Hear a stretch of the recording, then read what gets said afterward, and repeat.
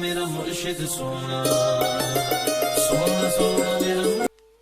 कि जदों सतयुग दा समां सी उस वेले परमात्मा दे नाम च बड़ी ताकत सी कि उस परमात्मा दे नाम नूं भगत प्रहलाद ने सिमरिया। तां किस तरह परमात्मा ने भगत प्रहलाद दी हर जगह रक्षा की,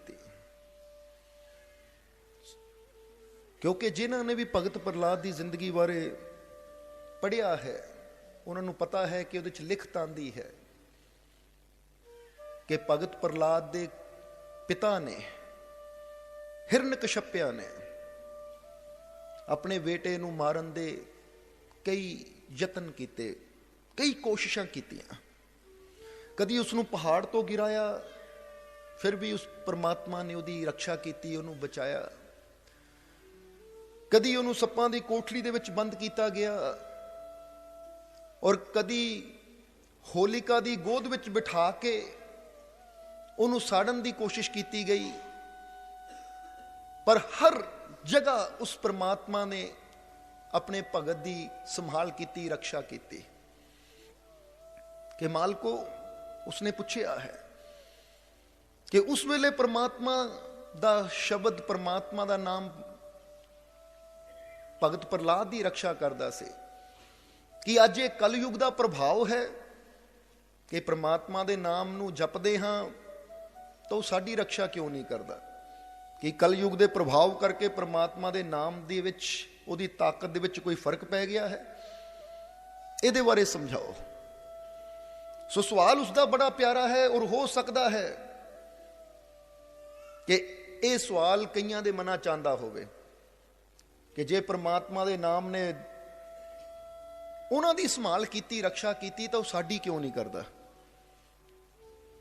साडी संभाल परमात्मा का नाम क्यों नहीं करता? तो आओ थोड़ा जिहा इस ते विचार करिए। और इस ते विचार करन तो पहला असीं एक छोटी जी कहानी तो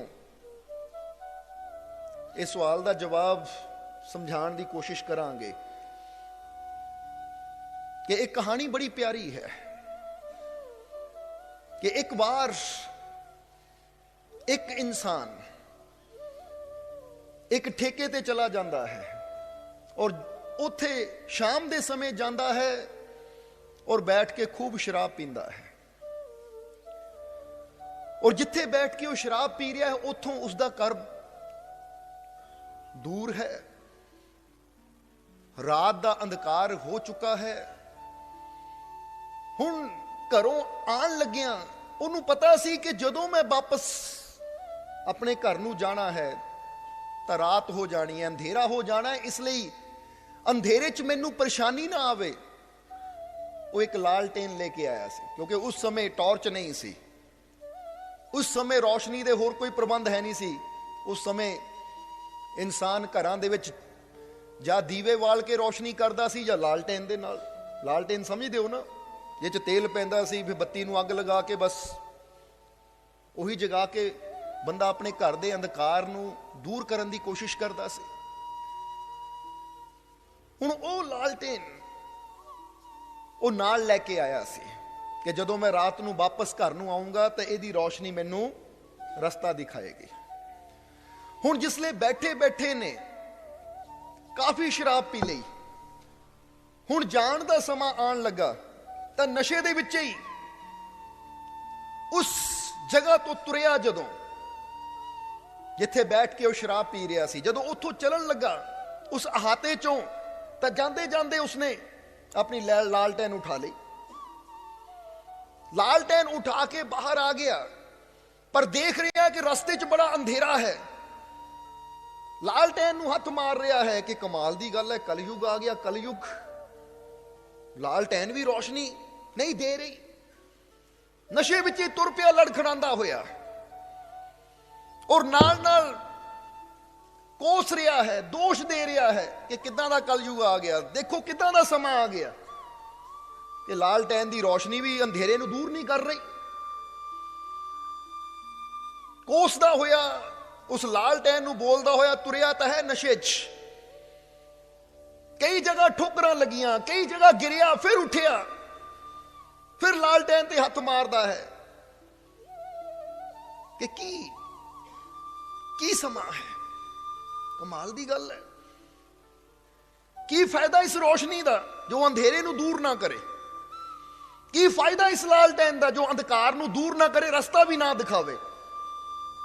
ਉਸ ਨੂੰ ਕੋਸਦਾ ਹੋਇਆ ਤੁਰਿਆ ਜਾ ਰਿਹਾ ਹੈ।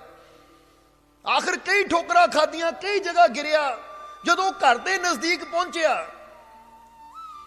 ਫਿਰ ਠੋਕਰ ਲੱਗੀ, ਗਿਰਿਆ ਔਰ ਬੜੀ ਮੁਸ਼ਕਲ द्वार खोल के अंदर चला गया। घर वाली ने क्या आ गए? उन्हें लालटेन एक पासे रखी, अंदर गया, घर वाली कहती आ गए? कहता आ गया, पर अज तो कमाल की गल हो गई, हैरानी की गल हो गई। इन्ना अंधकार, इन्ना कि लालटेन की रोशनी भी उसके सामने कुछ नहीं। किदां दा कलयुग, ये किदां दा अंधकार जिन्हें उस रोशनी नूं भी दबा लिया। पत्नी नूं उसले समझ ना आई। पत्नी ने कहा चलो छड्डो, नशे चो लेटो। आखिर अपने बिस्तर ते लेटिया, सौ गया। इधर जदों सवेर हुई, सवेर दा सूरज चढ़िया, सवेर दा सूरज चढ़िया, सवेर हुई, दरवाजे ते दस्तक हुई, दरवाजा खड़किया। पत्नी उठी, ये भी उठिया। हुण नशा उतर चुका सी। जाके दरवाजा खोलिया तो की देखिया, सामने उसे अहाते दा, जिथे बैठ के रात शराब पी रहा सी, उसे ही अहाते दा मालिक खड़ा है। इन्हें सोचा ये इत्थे की करना आ गया? सवेरे सवेरे अगे तो कदी आया नहीं, अज सवेरे सवेरे किस तरह इत्थे आ गया? तो अहाते दे मालिक ने उन्होंने कहा कि भाई नशा उतरिया कि नहीं तेरा? वो कहता हुण तां ठीक है। की गल हो गई? वो कहता हुणा की सी? आ ले अपनी लालटेन। वो कहता लालटेन तो मैं राती लैके आ गया सी, ये तुहाडे को किदां? वो तो मैं रात ले आया सी। वो कहता मूर्खा, जेड़ी तू रात लैके आया सी वो लालटेन नहीं सी, मेरे तोते दा खाली पिंजरा सी।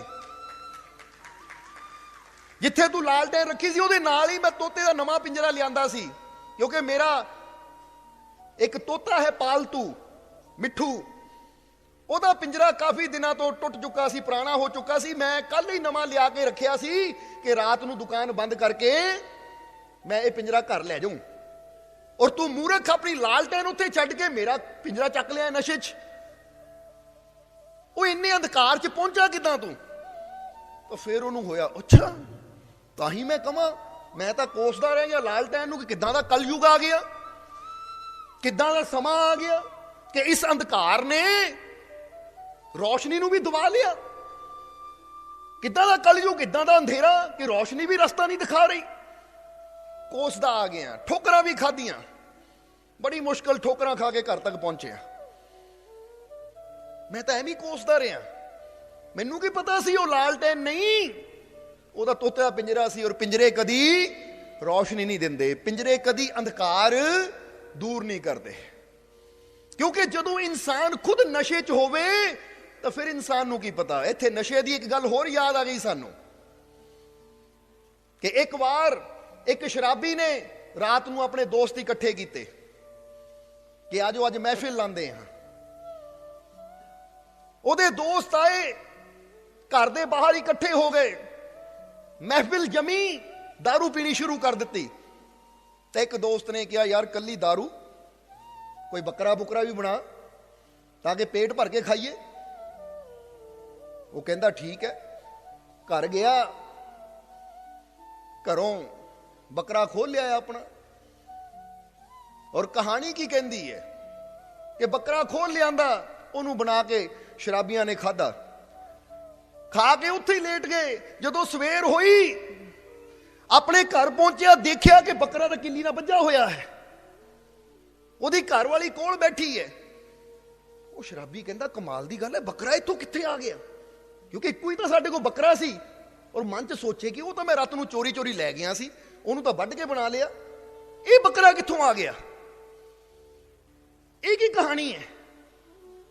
उन्हें घर वाली नूं पुछया, कहंदे बकरा कित्थों आया? वो कहंदी बकरे की गल छड्डो, पहलां मैनूं ये दसो राती चोरां वांगू अपने कुत्ते नूं कित्थे खोल के लै गए सी तुसीं? राती चोरां वांगू नशे च कुत्ते नूं खोल के कित्थे लै गए सी? जदों सुनिया कुत्ते नूं, ਤਾਂ ਫਿਰ ਸਮਝਦੇ ਢੇਰ ਨਹੀਂ ਲੱਗੀ ਕਿ ਜਿਹਨੂੰ ਅਸੀਂ ਬੱਕਰਾ ਕਹਿੰਦੇ ਸੀ ਅਸੀਂ ਉਹ ਕੁੱਤਾ ਮਾਰ ਕੇ ਖਾ ਗਏ ਸੀ। ਹੁਣ ਇੱਕ ਸ਼ਰਾਬੀ ਨੂੰ ਇੰਨੀ ਵੀ ਸਮਝ ਨਹੀਂ ਹੁੰਦੀ ਕਿ ਮੇਰਾ ਮਾਰਗ ਕਿਹੜਾ ਹੈ ਤਾਂ ਮੈਂ ਜਾਣਾ ਕਿਸ ਮਾਰਗ ਤੇ ਹੈ। ਜ਼ਿੰਦਗੀ ਮੈਨੂੰ ਪ੍ਰਮਾਤਮਾ ਨੇ ਕਿਸ ਮਕਸਦ ਵਾਸਤੇ ਦਿੱਤੀ ਹੈ ਤਾਂ ਮੈਂ ਉਹ ਜ਼ਿੰਦਗੀ ਨੂੰ ਚਲਾ ਕਿਸ ਰਸਤੇ ਰਿਹਾ ਹੈ। ਇਸੇ ਲਈ ਤਾਂ ਗੁਰੂ ਰਹਿਬਰ ਸੰਤ ਮਹਾਪੁਰਸ਼ ਸਾਨੂੰ ਨਸ਼ਿਆਂ ਤੋਂ ਦੂਰ ਰਹਿਣ ਨੂੰ ਕਹਿੰਦੇ ਹੈ, ਸਮਝਾਉਂਦੇ ਹੈ। ਕਿਉਂਕਿ ਜਦੋਂ ਇਨਸਾਨ ਨਸ਼ਾ ਕਰ ਲੈਂਦਾ ਹੈ ਤਾਂ ਫਿਰ ਇਨਸਾਨ ਨੂੰ ਇਹ ਵੀ ਨਹੀਂ ਪਤਾ ਲੱਗਦਾ ਕਿ ਸਹੀ ਕੀ ਹੈ ਔਰ ਗਲਤ ਕੀ ਹੈ। ਔਰ ਇੱਥੇ ਅਸੀਂ ਆ ਜਾਈਏ ਪਹਿਲੀ ਕਹਾਣੀ ਤੇ ਕਿ ਚੱਕ ਲਿਆ ਤੋਤੇ ਦਾ ਪਿੰਜਰਾ ਔਰ ਕਹਿ ਰਿਹਾ ਹੈ ਕਿੱਦਾਂ ਦਾ ਕਲਯੁਗ ਆ ਗਿਆ, ਇਹ ਲਾਲਟੈਨ ਵੀ ਰੋਸ਼ਨੀ ਨਹੀਂ ਦੇ ਰਹੀ। ਹਾਲਾਂਕਿ ਉੱਥੇ ਉਹਨੂੰ ਥੋੜਾ ਆਪਣੇ ਅੰਦਰ ਵਿਚਾਰ ਕਰਨਾ ਚਾਹੀਦਾ ਸੀ ਕਿ ਜਿਹਨੂੰ ਮੈਂ ਲਾਲਟੈਨ ਸਮਝ ਰਿਹਾ ਇਹ ਲਾਲਟੈਨ ਹੈ ਵੀ ਜਾਂ ਨਹੀਂ, ਜਰਾ ਗੌਰ ਕਰਨਾ। ਔਰ ਇਹੀ ਕਹਾਣੀ ਇਸ ਸਵਾਲ ਦੇ ਨਾਲ ਵੀ ਜੁੜੀ ਹੋਈ ਹੈ, ਜਰਾ ਸਮਝਣਾ ਸਾਰੇ ਜੀਵ, ਕਿ ਅੱਜ ਇਨਸਾਨ ਵੀ ਕਹਿੰਦਾ ਹੈ ਕਿ ਕਲਯੁਗ ਦਾ ਸਮਾਂ ਇੰਨਾ ਕਿ ਪ੍ਰਮਾਤਮਾ ਦੇ ਨਾਮ 'ਚ ਵੀ ਉਹ ਅਸਰ ਹੀ ਨਹੀਂ ਰਿਹਾ। ਤਾਂ ਦੇਖ ਲੈਣਾ ਕਿਤੇ ਪ੍ਰਮਾਤਮਾ ਦਾ ਨਾਮ ਹੀ ਹੈ, ਕਿਤੇ ਤੋਤੇ ਦਾ ਪਿੰਜਰਾ ਤਾਂ ਨਹੀਂ ਪਕੜਿਆ ਹੋਇਆ, ਕਿਉਂਕਿ ਤੋਤੇ ਦੇ ਪਿੰਜਰੇ ਅੰਧੇਰਾ ਦੂਰ ਨਹੀਂ ਕਰ ਸਕਦੇ। ਅਗਰ ਲਾਲਟੈਨ ਹੈ, ਅੰਧਕਾਰ ਹੈ, ਤਾਂ ਇੱਕ ਛੋਟਾ ਜਿਹਾ ਦੀਵਾ ਵੀ ਅੰਧੇਰੇ ਨੂੰ ਦੂਰ ਕਰ ਸਕਦਾ ਹੈ। ਪਰ ਬਹੁਤ ਵਾਰ ਇਨਸਾਨ ਦੇ ਉੱਪਰ ਅਹੰਕਾਰ ਦਾ ਐਸਾ ਨਸ਼ਾ ਚੜਿਆ ਹੁੰਦਾ ਹੈ, ਵਿਸ਼ੇ ਵਿਕਾਰਾਂ ਦਾ ਐਸਾ ਨਸ਼ਾ ਚੜਿਆ ਹੁੰਦਾ ਹੈ ਕਿ ਇਨਸਾਨ ਸਮਝ ਨਹੀਂ ਪਾਉਂਦਾ। ਔਰ ਪ੍ਰਮਾਤਮਾ ਦੇ ਨਾਮ ਦੇ ਨਾਲ ਜੁੜਨ ਦੇ ਜਾਂ ਪ੍ਰਮਾਤਮਾ ਦਾ ਨਾਮ ਲੈਣ ਦੇ ਵੀ ਦੋ ਢੰਗ ਹੁੰਦੇ ਹੈ। ਇਹ ਗੱਲ ਨੂੰ ਸਮਝ ਲੈਣਾ ਸਾਰੇ ਜੀ। ਪਹਿਲਾ ਢੰਗ ਜਰਾ ਗੌਰ ਕਰਨਾ ਕਿ ਪਹਿਲਾਂ ਅਸੀਂ ਇਹ ਦੱਸ ਦੇਣਾ ਚਾਹਾਂਗੇ ਕਿ ਜਿਹੜੇ ਇਨਸਾਨ ਕਹੇ ਕਿ ਉਦੋਂ ਪ੍ਰਮਾਤਮਾ ਦੇ ਨਾਮ 'ਚ ਤਾਕਤ ਸੀ, ਕਿ ਅੱਜ ਕਲਯੁਗ ਕਰਕੇ ਤਾਕਤ ਘਟ ਗਈ ਹੈ, ਤਾਂ ਨਹੀਂ। ਪ੍ਰਮਾਤਮਾ ਦਾ ਨਾਮ ਉਦੋਂ ਵੀ ਉਨੀ ਹੀ ਤਾਕਤ ਰੱਖਦਾ ਸੀ ਔਰ ਅੱਜ ਵੀ ਉਹਦੇ ਨਾਮ 'ਚ ਉਨੀ ਹੀ ਤਾਕਤ ਹੈ, ਕਿਉਂਕਿ ਸੂਰਜ ਉਦੋਂ ਵੀ ਉਨਾ ਹੀ ਪ੍ਰਕਾਸ਼ ਦੇ ਰਿਹਾ ਸੀ, ਅੱਜ ਵੀ ਉਨਾ ਹੀ ਪ੍ਰਕਾਸ਼ ਦੇ ਰਿਹਾ ਹੈ। ਉਹਦੇ ਨਾਮ ਦੀ ਤਾਕਤ ਨਾ ਕਦੀ ਘਟੀ ਹੈ ਤਾਂ ਨਾ ਹੀ ਕਦੀ ਘਟ ਸਕਦੀ ਹੈ। ਪਰ ਇਹ ਜ਼ਰੂਰ ਹੈ ਕਿ ਜਿਸ ਤਰੀਕੇ ਦੇ ਨਾਲ ਭਗਤ ਪ੍ਰਹਲਾਦ ਨੇ ਸਿਮਰਨ ਕੀਤਾ ਔਰ ਪ੍ਰਮਾਤਮਾ ਨੇ ਉਹਦੀ ਰੱਖਿਆ ਕੀਤੀ, ਗੱਲ ਇੱਥੇ ਨਾਮ ਦੀ ਨਹੀਂ ਹੈ। ਗੱਲ ਇਹ ਹੈ ਕਿ ਭਗਤ ਪ੍ਰਹਲਾਦ ਨੇ ਕਿਸ ਤਰ੍ਹਾਂ ਸਿਮਰਨ ਕੀਤਾ ਔਰ ਅੱਜ ਤੁਸੀਂ ਕਿਸ ਤਰ੍ਹਾਂ ਸਿਮਰਨ ਕਰਦੇ ਹੋ। ਫਰਕ ਇੱਥੇ ਹੈ, ਇਹ ਗੱਲ ਯਾਦ ਰੱਖਣਾ, ਕਿਉਂਕਿ ਸਿਮਰਨ ਦਾ ਵੀ ਬਹੁਤ ਫਰਕ ਹੁੰਦਾ ਹੈ, ਕਰਨ ਦਾ ਵੀ ਬਹੁਤ ਫਰਕ ਹੁੰਦਾ ਹੈ। ਇਸ ਲਈ ਅਸੀਂ ਇੱਥੇ ਦੱਸਣਾ ਚਾਹੁੰਦੇ ਕਿ ਦੋ ਤਰੀਕੇ ਨਾਲ ਬੰਦਾ ਪ੍ਰਮਾਤਮਾ ਦਾ ਸਿਮਰਨ ਕਰਦਾ ਹੈ, ਦੋ ਤਰੀਕੇ ਨਾਲ ਬੰਦਾ ਪ੍ਰਮਾਤਮਾ ਨੂੰ ਯਾਦ ਕਰਦਾ ਹੈ। ਸੋ ਪਹਿਲਾ ਤਰੀਕਾ ਸਮਝ ਲਈਏ ਕਿ ਪਹਿਲਾ ਤਰੀਕਾ ਜੋ ਇਨਸਾਨ ਪ੍ਰਮਾਤਮਾ ਦਾ ਸਿਮਰਨ ਕਰਦਾ ਹੈ, ਉਹ ਪਹਿਲਾ ਤਰੀਕਾ ਹੈ ਬੰਦਾ ਇੱਕ ਫਾਰਮੈਲਿਟੀ ਦੀ ਤਰ੍ਹਾਂ ਕਰਦਾ ਹੈ। ਕੋਈ ਦਿਲ 'ਚ ਤੜਫ ਨਹੀਂ ਹੈ, ਕੋਈ ਦਿਲ 'ਚ ਪਿਆਰ ਨਹੀਂ ਹੈ, ਕੋਈ ਦਿਲ 'ਚ ਚਾਹਨਾ ਨਹੀਂ ਹੈ, ਬਸ ਇੱਕ ਫਾਰਮੈਲਿਟੀ ਨਿਭਾ ਰਿਹਾ ਹੈ। ਰੋਟੀ ਖਾਣ ਬੈਠਾ, ਰੱਬ ਦਾ ਨਾਮ ਲੈ ਲਿਆ, ਉਹਨੂੰ ਪ੍ਰਮਾਤਮਾ ਨੂੰ ਪਾਣ ਨਾਲ ਕੋਈ ਮਤਲਬ ਨਹੀਂ ਹੈ। ਉਹਨੂੰ ਪ੍ਰਮਾਤਮਾ ਨਾਲ ਕੋਈ ਮਤਲਬ ਨਹੀਂ ਹੈ ਕਿ ਮੈਨੂੰ ਪ੍ਰਮਾਤਮਾ ਮਿਲੇ ਜਾਂ ਮੈਨੂੰ ਉਹਦਾ ਦਰਸ਼ਨ ਹੋਵੇ ਜਾਂ ਮੈਂ ਉਸ ਆਨੰਦ ਤੱਕ ਪਹੁੰਚਾਂ। ਉਹਨੂੰ ਇਹਦੇ ਨਾਲ ਕੋਈ ਮਤਲਬ ਨਹੀਂ ਹੈ। ਬਸ ਉਹਨੂੰ ਮਤਲਬ ਹੈ ਕਿ ਉਹਨੂੰ ਬਚਪਨ ਤੋਂ ਸਿਖਾਇਆ ਗਿਆ ਹੈ ਕਿ ਕੋਈ ਵੀ ਕੰਮ ਕਰਨਾ ਹੈ ਤਾਂ ਪ੍ਰਮਾਤਮਾ ਦਾ ਨਾਮ ਲਓ। ਇੱਕ ਆਦਤ ਬਣੀ ਹੋਈ ਹੈ, ਉਹ ਫਾਰਮੈਲਿਟੀ ਹੈ। ਇਹ ਗੱਲ ਯਾਦ ਰੱਖਣਾ ਸਾਰੇ ਜੀ ਕਿ ਜਦੋਂ ਅਸੀਂ ਫਾਰਮੈਲਿਟੀ ਦੇ ਤੌਰ ਤੇ ਪ੍ਰਮਾਤਮਾ ਨੂੰ ਯਾਦ ਕਰਦੇ ਹਾਂ, ਪ੍ਰਮਾਤਮਾ ਦਾ ਸਿਮਰਨ ਕਰਦੇ ਹਾਂ, ਚਾਹੇ ਅੱਲਾ ਕਹਿ ਲੋ, ਵਾਹਿਗੁਰੂ ਕਹਿ ਲੋ, ਰਾਮ ਕਹਿ ਲੋ, ਅਗਰ ਫਾਰਮੈਲਿਟੀ ਦੇ ਤੌਰ ਤੇ ਕਰਦੇ ਹਾਂ ਤਾਂ ਫਿਰ ਤਾਂ ਉਹ ਇੱਕ ਦਿਖਾਵਾ ਹੈ। ਔਰ ਇੱਕ ਚੀਜ਼ ਦਿਖਾਵੇ ਨਾ ਕੀਤੀ ਜਾਵੇ, ਫਾਰਮੈਲਿਟੀ ਵਾਸਤੇ ਕੀਤੀ ਜਾਵੇ, ਤਾਂ ਉਹ ਚੀਜ਼ ਸਾਨੂੰ ਉੱਥੇ ਨਹੀਂ ਪਹੁੰਚਾ ਸਕਦੀ, ਉਸ ਮੰਜ਼ਿਲ ਤੇ ਨਹੀਂ ਲੈ ਕੇ ਜਾ ਸਕਦੀ ਜਿਸ ਮੰਜ਼ਿਲ ਤੇ ਦਿਲੋਂ ਕੀਤੀ ਹੋਈ ਚੀਜ਼ ਸਾਨੂੰ ਲਿਜਾ ਸਕਦੀ ਹੈ। ਤੁਸੀਂ ਇੱਕ ਦੁਨਿਆਵੀ ਤੌਰ ਤੇ ਹੀ ਦੇਖ ਲਓ, ਕਿਸੇ ਨੂੰ ਤੁਸੀਂ ਉੱਪਰੋਂ ਉੱਪਰੋਂ ਦਿਖਾਵੇ ਲਈ ਮਿਲੋ ਤਾਂ ਕਿਸੇ ਨੂੰ ਦਿਲੋਂ ਮਿਲੋ, ਸਾਫ਼ ਪਤਾ ਲੱਗ ਜਾਂਦਾ ਹੈ ਕਿ ਕਿਹਨੂੰ ਤੁਸੀਂ ਦਿਲੋਂ ਮਿਲਦੇ ਹੋ ਤਾਂ ਕਿਹਦੇ ਨਾਲ ਸਿਰਫ ਇੱਕ ਫਾਰਮੈਲਿਟੀ ਪੂਰੀ ਕਰਦੇ ਹੋ। ਕਿਉਂਕਿ ਪ੍ਰੇਮ ਨੂੰ, ਪ੍ਰੇਮ ਦੀਆਂ ਭਾਵਨਾਵਾਂ ਨੂੰ ਹਰ ਇੱਕ ਇਨਸਾਨ ਮਹਿਸੂਸ ਕਰਦਾ ਹੈ। ਇੱਥੇ ਤੱਕ ਇਨਸਾਨਾਂ ਦੀ ਗੱਲ ਛੱਡੋ, ਜਾਨਵਰ ਵੀ ਮਹਿਸੂਸ ਕਰਦੇ ਹਨ, ਪਸ਼ੂ ਪੰਛੀ ਵੀ ਮਹਿਸੂਸ ਕਰਦੇ ਹਨ ਪ੍ਰੇਮ ਨੂੰ। ਕਿ ਜਦੋਂ ਤੁਸੀਂ ਦਿਲੋਂ ਕਿਸੇ ਜਾਨਵਰ ਨਾਲ ਵੀ ਦਿਲੋਂ ਜੁੜ ਜਾਂਦੇ ਹੋ ਤਾਂ ਜਾਨਵਰ ਵੀ ਦਿਲੋਂ ਤੁਹਾਡੇ ਨਾਲ ਜੁੜ ਜਾਂਦਾ ਹੈ। ਇਹ ਗੱਲ ਯਾਦ ਰੱਖਣਾ ਸਾਰੇ ਜੀ। ਇਸ ਲਈ ਬਹੁਤ ਵਾਰ ਐਸਾ ਹੁੰਦਾ ਹੈ ਕਿ ਬੰਦੇ ਨੂੰ ਪ੍ਰਮਾਤਮਾ ਨਾਲ ਕੋਈ ਮਤਲਬ ਨਹੀਂ, ਪ੍ਰਭੂ ਨਾਲ ਕੋਈ ਮਤਲਬ ਨਹੀਂ। ਬਸ ਇਨਸਾਨ ਇਹ ਕਹਿ ਦਿੰਦਾ ਹੈ ਮੈਂ ਰੱਬ ਨਾਲ ਪ੍ਰੇਮ ਕਰਦਾ ਹਾਂ, ਮੈਂ ਤਾਂ ਰੱਬ ਦਾ ਸਿਮਰਨ ਕਰਦਾ ਹਾਂ, ਮੈਂ ਤਾਂ ਰੱਬ ਦੀ ਬੰਦਗੀ ਕਰਦਾ ਹਾਂ। ਉਹ ਸਿਰਫ ਅਸੀਂ ਫਾਰਮੈਲਿਟੀ ਦੇ ਤੌਰ ਤੇ ਕਰ ਰਹੇ ਹਾਂ, ਸਾਡੇ ਦਿਲ 'ਚ ਪ੍ਰੇਮ ਨਹੀਂ ਹੈ। ਕਿਉਂਕਿ ਜੇ ਸਾਡੇ ਦਿਲ 'ਚ ਵਾਕਈ ਪ੍ਰਮਾਤਮਾ ਦੀ ਖਾਤਰ ਪ੍ਰੇਮ ਹੋਵੇ ਤਾਂ ਸਿਮਰਨ ਦੇ ਨਾਲ ਨਾਲ ਅਸੀਂ ਉਹ ਬੁਰੇ ਕਰਮਾਂ ਤੋਂ ਵੀ ਬਚੀਏ ਜਿਹੜੇ ਬੁਰੇ ਕਰਮ ਸਾਨੂੰ ਪ੍ਰਮਾਤਮਾ ਤੋਂ ਦੂਰ ਕਰ ਦਿੰਦੇ ਹੈ। ਅਸੀਂ ਸਿਮਰਨ ਤਾਂ ਕਰ ਲੈਂਦੇ ਆ ਕਿ 10 ਮਿੰਟ ਬਹਿ ਕੇ ਰੱਬ ਦਾ ਨਾਮ ਲੈ ਲਿਆ, ਪਰ ਨਾਲ ਹੀ ਫਿਰ ਨਿੰਦਿਆ ਚੁਗਲੀ ਕਰਦੇ ਆ, ਨਾਲ ਹੀ ਫਿਰ ਝੂਠ ਬੋਲਦੇ ਆ, ਗਾਲੀ ਗਲੋਚ ਕਰਦੇ ਆ, ਲੜਾਈਆਂ ਝਗੜੇ ਕਰਦੇ ਆ। ਯਾਨੀ 10 ਮਿੰਟ ਸਿਮਰਨ ਕਰ ਲਿਆ ਤਾਂ 24 ਘੰਟੇ ਜੋ 10 ਮਿੰਟ ਸਿਮਰਨ ਕਰ ਲਿਆ, ਬਾਕੀ 23 ਘੰਟੇ 50 ਮਿੰਟ ਤਾਂ ਅਸੀਂ ਉਹੀ ਕੰਮ ਕਰਦੇ ਆ ਜੋ ਸਾਨੂੰ ਸਾਡੇ ਰੱਬ ਤੋਂ ਦੂਰ ਲੈ ਜਾਣ। ਉਹ ਫਿਰ 10 ਮਿੰਟ ਦਾ ਸਿਮਰਨ ਉੱਥੇ ਕੀ ਕਰੇਗਾ? ਜਿਹੜਾ ਵਾਕਈ ਦਿਲੋਂ ਪ੍ਰਮਾਤਮਾ ਨੂੰ ਪਾਣਾ ਚਾਹੁੰਦਾ ਹੈ, ਦਿਲੋਂ ਪ੍ਰਮਾਤਮਾ ਦੀਆਂ ਖੁਸ਼ੀਆਂ ਹਾਸਿਲ ਕਰਨਾ ਚਾਹੁੰਦਾ ਹੈ, ਜੇ ਉਹ 10 ਮਿੰਟ ਸਿਮਰਨ ਕਰਦਾ ਹੈ ਨਾ ਤਾਂ 23 ਘੰਟੇ 50 ਮਿੰਟ ਇਹ ਵੀ ਫਿਕਰ ਕਰਦਾ ਹੈ ਕਿ ਮੇਰੇ ਤੋਂ ਕੋਈ ਐਸੀ ਗਲਤੀ ਨਾ ਹੋਵੇ ਕਿ ਮੇਰਾ ਮਾਲਿਕ ਮੇਰੇ ਤੋਂ ਦੂਰ ਹੋ ਜਾਵੇ। ਇਹ ਵੀ ਨਾਲ ਫਿਕਰ ਕਰਦਾ ਹੈ। ਅੱਜ ਸਿਮਰਨ ਦੀ ਤਾਂ ਸਾਨੂੰ ਹੈ ਕਿ ਮੈਂ ਅੱਧਾ ਘੰਟਾ ਬੈਠ ਲਿਆ, ਪਰ ਕੀ ਅੱਧਾ ਘੰਟਾ ਸਿਮਰਨ ਕਰਨ ਦੇ ਨਾਲ ਫਿਰ 23 ਘੰਟੇ 30 ਮਿੰਟ 23.5 ਘੰਟੇ ਫਿਰ ਤੁਸੀਂ ਪਾਪ ਕਰੀ ਜਾਓ, ਬੁਰਾ ਕਰੀ ਜਾਓ, ਤਾਂ ਕੀ ਫਾਇਦਾ ਅੱਧੇ ਘੰਟੇ ਸਿਮਰਨ ਕਰਨ ਦਾ? ਉਹ ਤਾਂ ਇੱਕ ਫਾਰਮੈਲਿਟੀ ਹੋ ਗਈ। ਕਿਉਂਕਿ ਜੇ ਵਾਕਈ ਅਸੀਂ ਪ੍ਰਮਾਤਮਾ ਨੂੰ ਪਾਣਾ ਚਾਹੁੰਦੇ ਹਾਂ, ਜੇ ਵਾਕਈ ਸਾਨੂੰ ਪ੍ਰਮਾਤਮਾ ਨਾਲ ਮੁਹੱਬਤ ਹੈ, ਤਾਂ ਫਿਰ ਇਨਸਾਨ ਇਹ ਫਿਕਰ ਵੀ ਕਰਦਾ ਹੈ, ਆਪਣੇ ਮਨ 'ਚ ਡਰ ਵੀ ਰੱਖਦਾ ਹੈ ਕਿ ਭਾਈ ਮੈਂ ਕੋਈ ਗਲਤੀ ਨਹੀਂ ਕਰਨੀ ਕਿ ਕਿਤੇ ਮੇਰੀ ਗਲਤੀ ਤੋਂ ਉਹ ਮੇਰਾ ਮਾਲਿਕ ਨਾਰਾਜ਼ ਨਾ ਹੋ ਜਾਵੇ, ਕਿਤੇ ਮੈਨੂੰ ਆਪਣੇ ਤੋਂ ਦੂਰ ਨਾ ਕਰ ਦੇਵੇ। ਉਹਦੇ ਤਾਂ 24 ਘੰਟੇ ਇਦਾਂ ਗੁਜ਼ਰਦੇ ਹੈ ਕਿ ਮੈਂ ਉਹੀ ਕਰਮ ਕਰਾਂ ਜਿਹੜੇ ਮੈਨੂੰ ਮੇਰੇ ਮਾਲਿਕ ਦੇ ਨੇੜੇ ਲੈ ਜਾਣ। ਇਸ ਲਈ ਅੱਜ ਜੇ ਇਨਸਾਨ, ਫਰਜ਼ ਕਰੋ ਬੰਦਾ ਕਹਿੰਦਾ ਮੈਂ 2 ਘੰਟੇ ਸਿਮਰਨ ਕਰਦਾ ਹਾਂ, ਮੈਨੂੰ ਰੱਬ ਕਿਉਂ ਨਹੀਂ ਮਿਲਦਾ, ਮੇਰਾ ਦੁਆਰ ਕਿਉਂ ਨਹੀਂ ਖੁੱਲਦਾ, ਮੈਨੂੰ ਮੇਰੀ ਮੰਜ਼ਿਲ ਕਿਉਂ ਨਹੀਂ ਮਿਲਦੀ, ਤਾਂ ਇੱਥੇ ਇਹ ਨਾ ਦੇਖੋ ਕਿ ਤੁਸੀਂ 2 ਘੰਟੇ ਸਿਮਰਨ ਕਰਦੇ ਹੋ ਜਾਂ 3 ਘੰਟੇ ਕਰਦੇ ਹੋ। 3 ਘੰਟੇ ਜੇ ਸਿਮਰਨ ਕਰਦੇ ਹੋ, 2 ਘੰਟੇ ਜੇ ਸਿਮਰਨ ਕਰਦੇ ਹੋ, ਤਾਂ ਉਸ ਤੋਂ ਬਾਅਦ ਇਹ ਵੀ ਦੇਖੋ ਕਿ ਜਿਹੜੇ ਬਾਕੀ ਦੇ 22 ਘੰਟੇ ਹੈ, ਜਿਹੜੇ ਬਾਕੀ ਦੇ 21 ਘੰਟੇ ਹੈ, ਉਹ ਤੁਹਾਡੇ ਕਿੱਦਾਂ ਗੁਜ਼ਰਦੇ ਹੈ? ਉਹ ਪਰਮਾਤਮਾ ਤੋਂ ਡਰਦਿਆਂ ਗੁਜ਼ਰਦੇ ਹੈ, ਬੁਰਾਈਆਂ ਤੋਂ ਬਚਦਿਆਂ ਗੁਜ਼ਰਦੇ ਹੈ, ਜਾਂ ਫਿਰ ਕਰੀਓ ਪਾਪ, ਕਰੀਓ ਝਗੜਾ, ਕਰੀਓ ਗਾਲੀ ਗਲੋਚ, ਕਰੀਓ ਨਿੰਦਿਆ ਚੁਗਲੀ, ਦੁਖਾਈ ਜਾਓ ਦੂਜਿਆਂ ਦਾ ਦਿਲ, ਕਰੀ ਜਾਓ ਹੇਰਾ ਫੇਰੀ, ਕਰੀ ਜਾਓ ਠਗੀ, ਕਰੀ ਜਾਓ ਦੂਸਰਿਆਂ ਦੇ ਨਾਲ ਉਹ ਕਰਮ ਜਿਹਦੇ ਨਾਲ ਉਹਨਾਂ ਨੂੰ ਤਕਲੀਫ ਹੋਵੇ, ਤਾਂ ਫਿਰ ਕੀ ਫਾਇਦਾ ਉਹ 3 ਘੰਟੇ ਦੀ ਸਿਮਰਨ ਦਾ, ਉਹ 3 ਘੰਟੇ ਦੀ ਬੰਦਗੀ ਦਾ? ਤੁਹਾਡੀ ਤਾਂ ਪੂਰੀ ਜ਼ਿੰਦਗੀ ਬੰਦਗੀ ਬਣ ਸਕਦੀ ਹੈ, ਤੁਹਾਡਾ ਹਰ ਦਿਨ ਬੰਦਗੀ ਬਣ ਸਕਦਾ ਹੈ ਅਗਰ ਇਹ ਇਸ ਤਰ੍ਹਾਂ ਗੁਜ਼ਰ ਜਾਵੇ ਕਿ ਕਿਸੇ ਨਾਲ ਨਫ਼ਰਤ ਨਾ ਹੋਵੇ ਜ਼ਿੰਦਗੀ 'ਚ, ਕਿਸੇ ਦੇ ਪ੍ਰਤੀ ਵੈਰ ਨਾ ਹੋਵੇ ਜ਼ਿੰਦਗੀ 'ਚ, ਔਰ ਸਰਬਤ ਦੇ ਭਲੇ ਦੀ ਕਾਮਨਾ ਅੰਦਰੋਂ ਇਨਸਾਨ ਦੇ ਹਰ ਪਲ ਉੱਠਦੀ ਰਵੇ, ਤਾਂ ਫਿਰ ਤੁਹਾਡਾ ਹਰ ਪਲ ਹੀ ਬੰਦਗੀ ਹੋ ਸਕਦੀ ਹੈ, ਇਬਾਦਤ ਹੋ ਸਕਦੀ ਹੈ।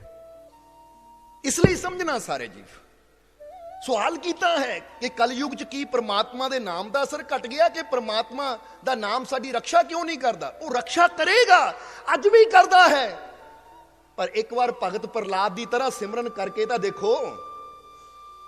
ਭਗਤ ਪ੍ਰਹਲਾਦ ਨੇ ਸਿਮਰਨ ਕੀਤਾ, ਇਹ ਸੋਚ ਕੇ ਨਹੀਂ ਕੀਤਾ ਕਿ ਪ੍ਰਮਾਤਮਾ ਮੇਰੀ ਰੱਖਿਆ ਕਰੇਗਾ, ਇਹ ਸੋਚ ਕੇ ਸਿਮਰਨ ਨਹੀਂ ਕੀਤਾ ਭਗਤ ਪ੍ਰਹਲਾਦ ਨੇ ਕਿ ਪ੍ਰਮਾਤਮਾ ਮੇਰੀ ਸੰਭਾਲ ਕਰੇਗਾ ਜਾਂ ਮੈਨੂੰ ਕੁਝ ਦੇਏਗਾ। ਅੱਜ ਬੰਦਾ ਸਿਮਰਨ ਵੀ ਕਰਦਾ ਹੈ ਤਾਂ ਇਸੇ ਲਈ ਕਿ ਰੱਬਾ ਮੈਂ ਤੇਰਾ ਸਿਮਰਨ ਕਰਦਾ, ਤੂੰ ਮੈਨੂੰ ਹਰ ਜਗ੍ਹਾ ਬਚਾਣਾ ਹੈ। ਇਹ ਸੋਚ ਕੇ ਸਿਮਰਨ ਨਹੀਂ ਕੀਤਾ ਭਗਤ ਪ੍ਰਹਲਾਦ ਨੇ ਕਿ ਪ੍ਰਮਾਤਮਾ ਮੇਰੀ ਸੰਭਾਲ ਕਰੇਗਾ ਜਾਂ ਮੈਨੂੰ ਕੁਝ ਦੇਏਗਾ। ਅੱਜ ਬੰਦਾ ਸਿਮਰਨ ਵੀ ਕਰਦਾ ਹੈ ਤਾਂ ਇਸੇ ਲਈ ਕਿ ਰੱਬਾ ਮੈਂ ਤੇਰਾ ਸਿਮਰਨ ਕਰਦਾ, ਤੂੰ ਮੈਨੂੰ ਹਰ ਜਗ੍ਹਾ ਬਚਾਣਾ ਹੈ। ਬੰਦਾ ਪ੍ਰੇਮ ਕਰਕੇ ਸਿਮਰਨ ਨਹੀਂ ਕਰਦਾ, ਅੱਜ ਬੰਦਾ ਸਿਮਰਨ ਵੀ ਕਰਦਾ ਸ਼ਰਤਾਂ ਰੱਖ ਕੇ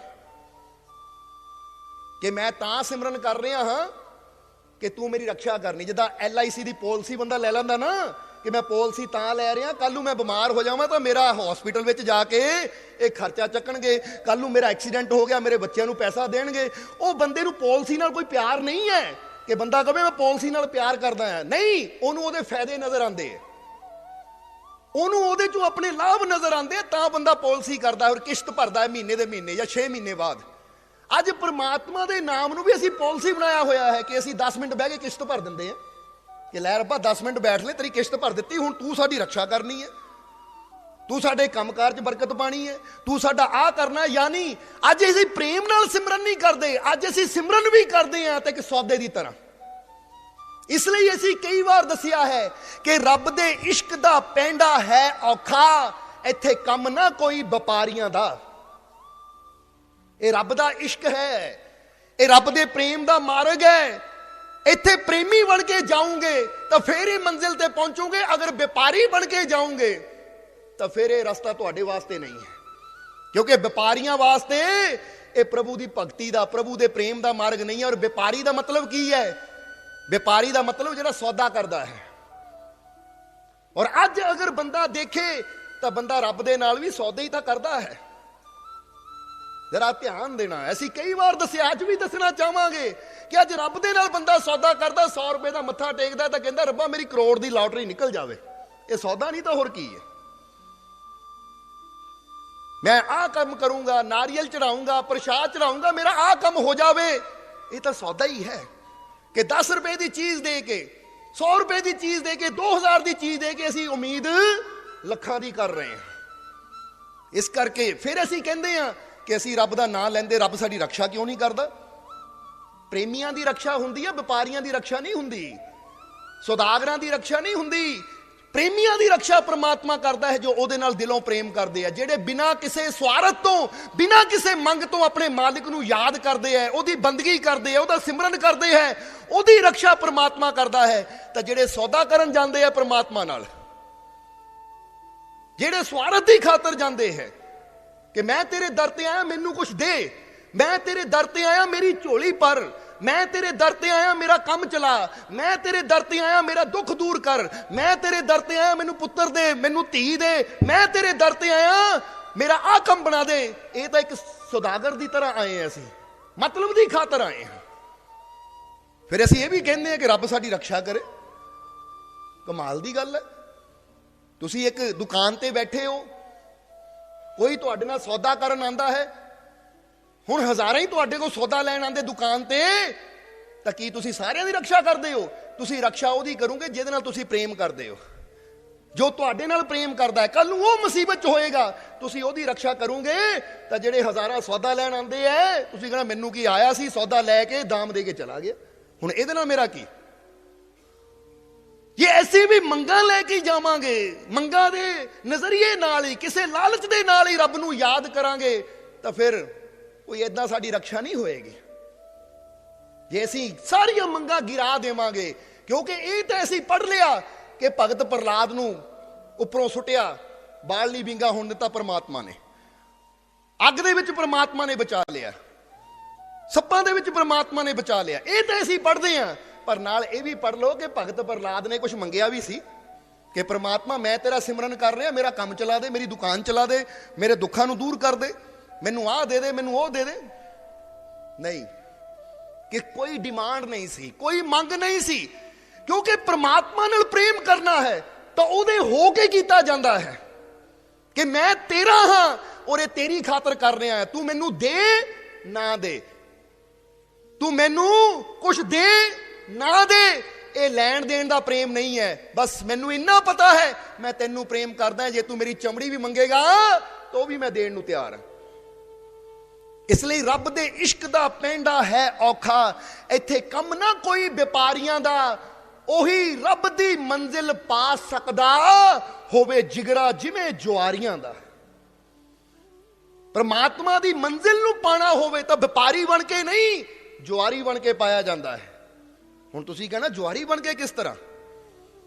ਕਿਉਂਕਿ ਜੁਆਰੀ ਨੂੰ ਕਦੀ ਦੇਖੋ ਕਿ ਜਦੋਂ ਦਾਅ ਤੇ ਲਾਂਦਾ ਹੈ ਨਾ ਆਪਣਾ ਧਨ, ਤਾਂ ਉਹਨੂੰ ਪਤਾ ਨਹੀਂ ਹੁੰਦਾ ਕਿ ਮੈਨੂੰ ਮਿਲਣਾ ਵੀ ਹੈ ਜਾਂ ਨਹੀਂ। ਬਸ ਜਿਗਰਾ ਰੱਖਦਾ ਹੈ ਕਿ ਸਭ ਕੁਝ ਲਾ ਦਿੱਤਾ ਦਾਅ ਤੇ, ਹੁਣ ਚਾਹੇ ਹਾਰਾਂ ਚਾਹੇ ਜਿੱਤਾਂ, ਹੁਣ ਆਰ ਜਾਂ ਪਾਰ, ਜਾਂ ਤਾਂ ਸਭ ਗਿਆ ਜਾਂ ਸਭ ਆ ਗਿਆ। ਉਹ ਪੂਰਾ ਦਾਅ ਤੇ ਲਾਂਦਾ। ਤਾਂ ਵਪਾਰੀ ਕਿੱਦਾਂ ਕਰਦੇ ਆ? ਵਪਾਰੀ ਕਹਿੰਦਾ 100 ਰੁਪਇਆ ਵੀ ਲਾਣਾ ਤਾਂ ਪਹਿਲਾਂ ਦੇਖ ਲਓ ਇਹ ਚੋਂ ਬੱਚਤ ਕਿੰਨੀ ਹੋਏਗੀ। ਵਪਾਰੀ ਤਾਂ ਕਈ ਨੱਥੂ ਲਾਲ ਵਰਗੇ ਵੀ ਹੁੰਦੇ ਐ। ਜਿੱਦਾਂ ਇੱਕ ਚੁਟਕਲਾ ਨੱਥੂ ਲਾਲ ਦਾ ਯਾਦ ਆ ਗਿਆ ਸਾਨੂੰ, ਨੱਥੂ ਲਾਲ ਦੀ ਗੱਲ, ਕਿ ਨੱਥੂ ਲਾਲ ਦਾ ਨਵਾਂ ਵਿਆਹ ਹੋਇਆ, ਨਵੀਂ ਜਦੋਂ ਸ਼ਾਦੀ ਹੋਈ ਤਾਂ ਉਹਦੀ ਪਤਨੀ ਨੂੰ ਨੱਥੂ ਲਾਲ ਦਾ ਸਹੁਰਾ ਪਰਿਵਾਰ ਯਾਨੀ ਪਤਨੀ ਦੇ ਮਾਇਕੇ ਵਾਲੇ ਉਹਨੂੰ ਲੈ ਗਏ ਕੁਝ ਦਿਨਾਂ ਵਾਸਤੇ, ਜਿੱਦਾਂ ਕਿ ਰੀਤ ਹੁੰਦੀ ਹੈ ਕਿ 2 ਦਿਨ ਲੜਕੀ ਸਾਡੇ ਕੋਲ ਰਹੇਗੀ, ਫਿਰ ਤੂੰ ਆ ਕੇ ਲੈ ਜਾਈਂ। ਹੁਣ ਜਦੋਂ ਸ਼ਾਦੀ ਤੋਂ ਬਾਅਦ 2 ਦਿਨ ਵਾਸਤੇ ਨੱਥੂ ਲਾਲ ਦੀ ਘਰਵਾਲੀ ਚਲੀ ਗਈ, ਤਾਂ 2 ਦਿਨ ਬਾਅਦ ਨੱਥੂ ਲਾਲ ਜਦੋਂ ਘਰਵਾਲੀ ਨੂੰ ਲੈਣ ਜਾਣ ਲੱਗਾ ਤਾਂ ਮਨ 'ਚ ਸੋਚਿਆ ਖਾਲੀ ਹੱਥ ਨਹੀਂ ਜਾਣਾ, ਸੋਹਣਾ ਪਰਿਵਾਰ ਹੈ, ਖਾਲੀ ਹੱਥ ਨਹੀਂ ਜਾਣਾ, ਸੋ ਥੋੜੇ ਫਰੂਟ ਲੈ ਜਾਈਏ। ਤਾਂ ਕਹਿੰਦੇ ਕੁਛ ਕੇਲੇ ਖਰੀਦੇ 100 ਰੁਪਏ ਦੇ, ਆ ਗਏ 2 ਦਰਜਨ, 100 ਰੁਪਏ ਦੇ 2 ਦਰਜਨ ਕੇਲੇ ਖਰੀਦੇ ਔਰ ਚਲਾ ਗਿਆ ਆਪਣੀ ਘਰਵਾਲੀ ਦੇ, ਜਾਨੀ ਆਪਣੇ ਸਸੁਰਾਲ, ਆਪਣੀ ਘਰਵਾਲੀ ਦੇ ਮਾਇਕੇ ਜਾ ਕੇ ਕੇਲੇ ਰੱਖੇ। ਘਰਦਿਆਂ ਨੇ ਵੀ ਕਿਹਾ ਜਵਾਈ ਰਾਜਾ ਇਹਦੀ ਕੀ ਲੋੜ ਸੀ? ਕਹਿੰਦਾ ਨਹੀਂ ਜੀ, ਸੋਚਿਆ ਪਹਿਲੀ ਵਾਰ ਜਾਣਾ, ਖਾਲੀ ਕਿਉਂ ਜਾਣਾ, ਆ ਰੱਖੋ ਤੁਸੀਂ ਫਰੂਟ ਰੱਖੋ।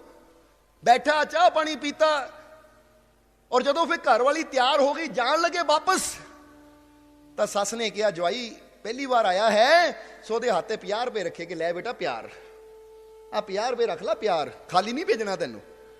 ਹੁਣ 50 ਰੁਪਏ ਲੈ ਕੇ ਗੌਰ ਨਾਲ ਦੇਖੇ, ਫਿਰ ਜੇਬ 'ਚ ਪਾਏ ਔਰ ਆਪਣੀ ਘਰ ਵਾਲੀ ਨੂੰ ਲੈ ਕੇ ਤੁਰ ਪਿਆ। ਜਦੋਂ ਤੁਰਿਆ ਆਇਆ ਤਾਂ ਘਰ ਵਾਲੀ ਨੇ ਦੇਖਿਆ ਕਿ ਮੂੰਹ ਲਟਕਾਇਆ ਹੋਇਆ ਹੈ, ਚਿਹਰਾ ਢਿੱਲਾ ਜਿਹਾ ਹੈ, ਗੱਲ ਕੀ ਹੋ ਗਈ? ਪੁੱਛਿਆ ਸੁਣੋ ਜੀ ਕੀ ਗੱਲ ਹੋ ਗਈ, ਤੁਸੀਂ ਠੀਕ ਹੋ, ਸਿਹਤ ਠੀਕ ਹੈ ਤੁਹਾਡੀ, ਉਦਾਸ ਜੇ ਕਿਉਂ ਹੋ? ਉਹ ਕਹਿੰਦਾ ਉਦਾਸ ਕਿਉਂ ਆ? ਦਰਅਸਲ ਜਦੋਂ ਮੈਂ ਘਰ ਗਿਆ ਸੀ ਨਾ ਤੁਹਾਡੇ 100 ਰੁਪਏ ਦੇ ਕੇਲੇ ਲੈ ਕੇ ਗਿਆ ਸੀ, ਤਾਂ ਆਹ ਦੇਖ ਲੈ ਤੇਰੀ ਮਾਂ ਨੇ ਇੰਨੇ ਕੰਜੂਸ, ਆਹ ਦੇਖ ਲੈ 50 ਰੁਪਏ ਮੇਰੇ ਹੱਥੇ ਰੱਖੇ, ਉਹ ਕਮ ਸੇ ਕਮ ਸੋਈ ਰੱਖ ਦਿੰਦੀ, ਕੇਲਿਆਂ ਦੇ ਪੈਸੇ ਤਾਂ ਪੂਰੇ ਹੋ ਜਾਂਦੇ, ਆ ਕੀ 50 ਰੁਪਏ ਰੱਖੇ ਆ, ਇਹ ਵੀ ਨਾ ਰੱਖਦੇ, 50 ਰੁਪਏ ਦਾ ਘਾਟਾ ਪੈ ਗਿਆ ਮੈਨੂੰ। ਉਹ ਘਰ ਵਾਲੀ ਕਹਿੰਦੀ ਇੱਕ ਗੱਲ ਦੱਸੋ ਨਾ, ਤੁਸੀਂ ਮੈਨੂੰ ਉੱਥੇ ਲੈਣ ਗਏ ਸੀ ਜਾਂ ਕੇਲੇ ਵੇਚਣ ਗਏ ਸੀ ਉੱਥੇ, ਕਿ 100 ਦੇ ਖਰੀਦੇ ਆ ਤਾਂ 150 ਲੈ ਕੇ ਆਵਾਂ, ਪਹਿਲਾਂ ਦੱਸ ਦਿੰਦੇ ਮੈਨੂੰ, ਤਾਂ ਮੈਂ ਘਰ ਵਾਲੇ ਨੂੰ ਕਹਿ ਦਿੰਦੀ ਕਿ ਇਹ ਕੇਲੇ ਵੇਚਣ ਆਏ ਆ, 100 ਦੇ ਖਰੀਦ ਕੇ ਆਂਦੇ ਤੇ 110 ਦਿਓ ਇਹਨਾਂ ਨੂੰ ਤਾਂ ਕਿ 10 ਰੁਪਏ ਦੀ ਬੱਚਤ ਹੋ ਜਾਵੇ। ਹੁਣ ਨੱਥੂ ਲਾਲ ਚੁੱਪ। ਹੁਣ ਕਈ ਐਸੇ ਹੁੰਦੇ ਆ ਜਿਹੜੇ ਮਾੜੀ ਮਾੜੀ ਗੱਲ ਦਾ ਹਿਸਾਬ ਲਾਉਂਦੇ ਰਹਿੰਦੇ, ਇੱਥੇ ਮੈਂ 100 ਖਰਚਿਆ ਤਾਂ ਮੇਰਾ ਫਾਇਦਾ ਹੋਣਾ ਚਾਹੀਦਾ, 110 ਆਣੇ ਚਾਹੀਦੇ ਹੈ, 120 ਆਣੇ ਚਾਹੀਦੇ, 150 ਆਣਾ ਚਾਹੀਦਾ ਹੈ। ਇਹ ਕੰਮ ਵਪਾਰੀਆਂ ਦਾ ਹੁੰਦਾ ਹੈ, ਆਸ਼ਿਕਾਂ ਦਾ ਨਹੀਂ, ਕਿਉਂਕਿ ਆਸ਼ਿਕ ਤਾਂ ਕਹਿੰਦੇ ਜੋ ਕੁਛ ਹੈ ਸੋ ਤੇਰਾ, ਜੋ ਕੁਛ ਹੈ ਸੋ ਤੇਰਾ। ਇੱਥੇ ਵੀ ਇੱਕ ਨੱਥੂ ਲਾਲ ਦੀ ਹੋਰ ਗੱਲ ਯਾਦ ਆ ਗਈ ਸਾਨੂੰ ਕਿ ਪਤੀ ਪਤਨੀ ਦੋਨੇ ਬੈਠੇ ਸੀ ਤਾਂ ਪਤਨੀ ਨੇ ਕਿਹਾ ਤਾਜ ਮਹਿਲ ਦੀ ਤਸਵੀਰ ਨੂੰ ਦੇਖ ਕੇ ਕਿ ਦੇਖੋ ਸ਼ਾਹਜਹਾਂ ਆਪਣੀ ਪਤਨੀ ਮੁਮਤਾਜ਼ ਨਾਲ ਕਿੰਨਾ ਪਿਆਰ ਕਰਦਾ ਸੀ, ਕਿੰਨਾ ਪਿਆਰ ਕਰਦਾ ਸੀ, ਉਹ ਮਰ ਗਈ ਤਾਂ ਉਹਨਾਂ ਦੇਖੋ ਤਾਜ ਮਹਿਲ ਬਣਾਇਆ ਉਹਦੀ ਯਾਦ ਵਿੱਚ। ਜੇ ਮੈਂ ਮਰੂੰਗੀ ਤੁਸੀਂ ਕੀ ਬਣਾਉਂਗੇ? ਜੇ ਮੈਂ ਮਰ ਗਈ ਤੁਸੀਂ ਕੀ ਬਣਾਉਂਗੇ ਮੇਰੀ ਯਾਦ ਵਿੱਚ? ਨੱਥੂ ਲਾਲ ਨੇ ਗੌਰ ਨਾਲ ਦੇਖਿਆ, ਕਹਿੰਦਾ ਮੈਂ ਕੀ ਬਣਾऊं ਤੇਰੀ ਯਾਦ ਵਿੱਚ? ਉਹ ਕਹਿੰਦੀ ਹਾਂ ਦੱਸੋ।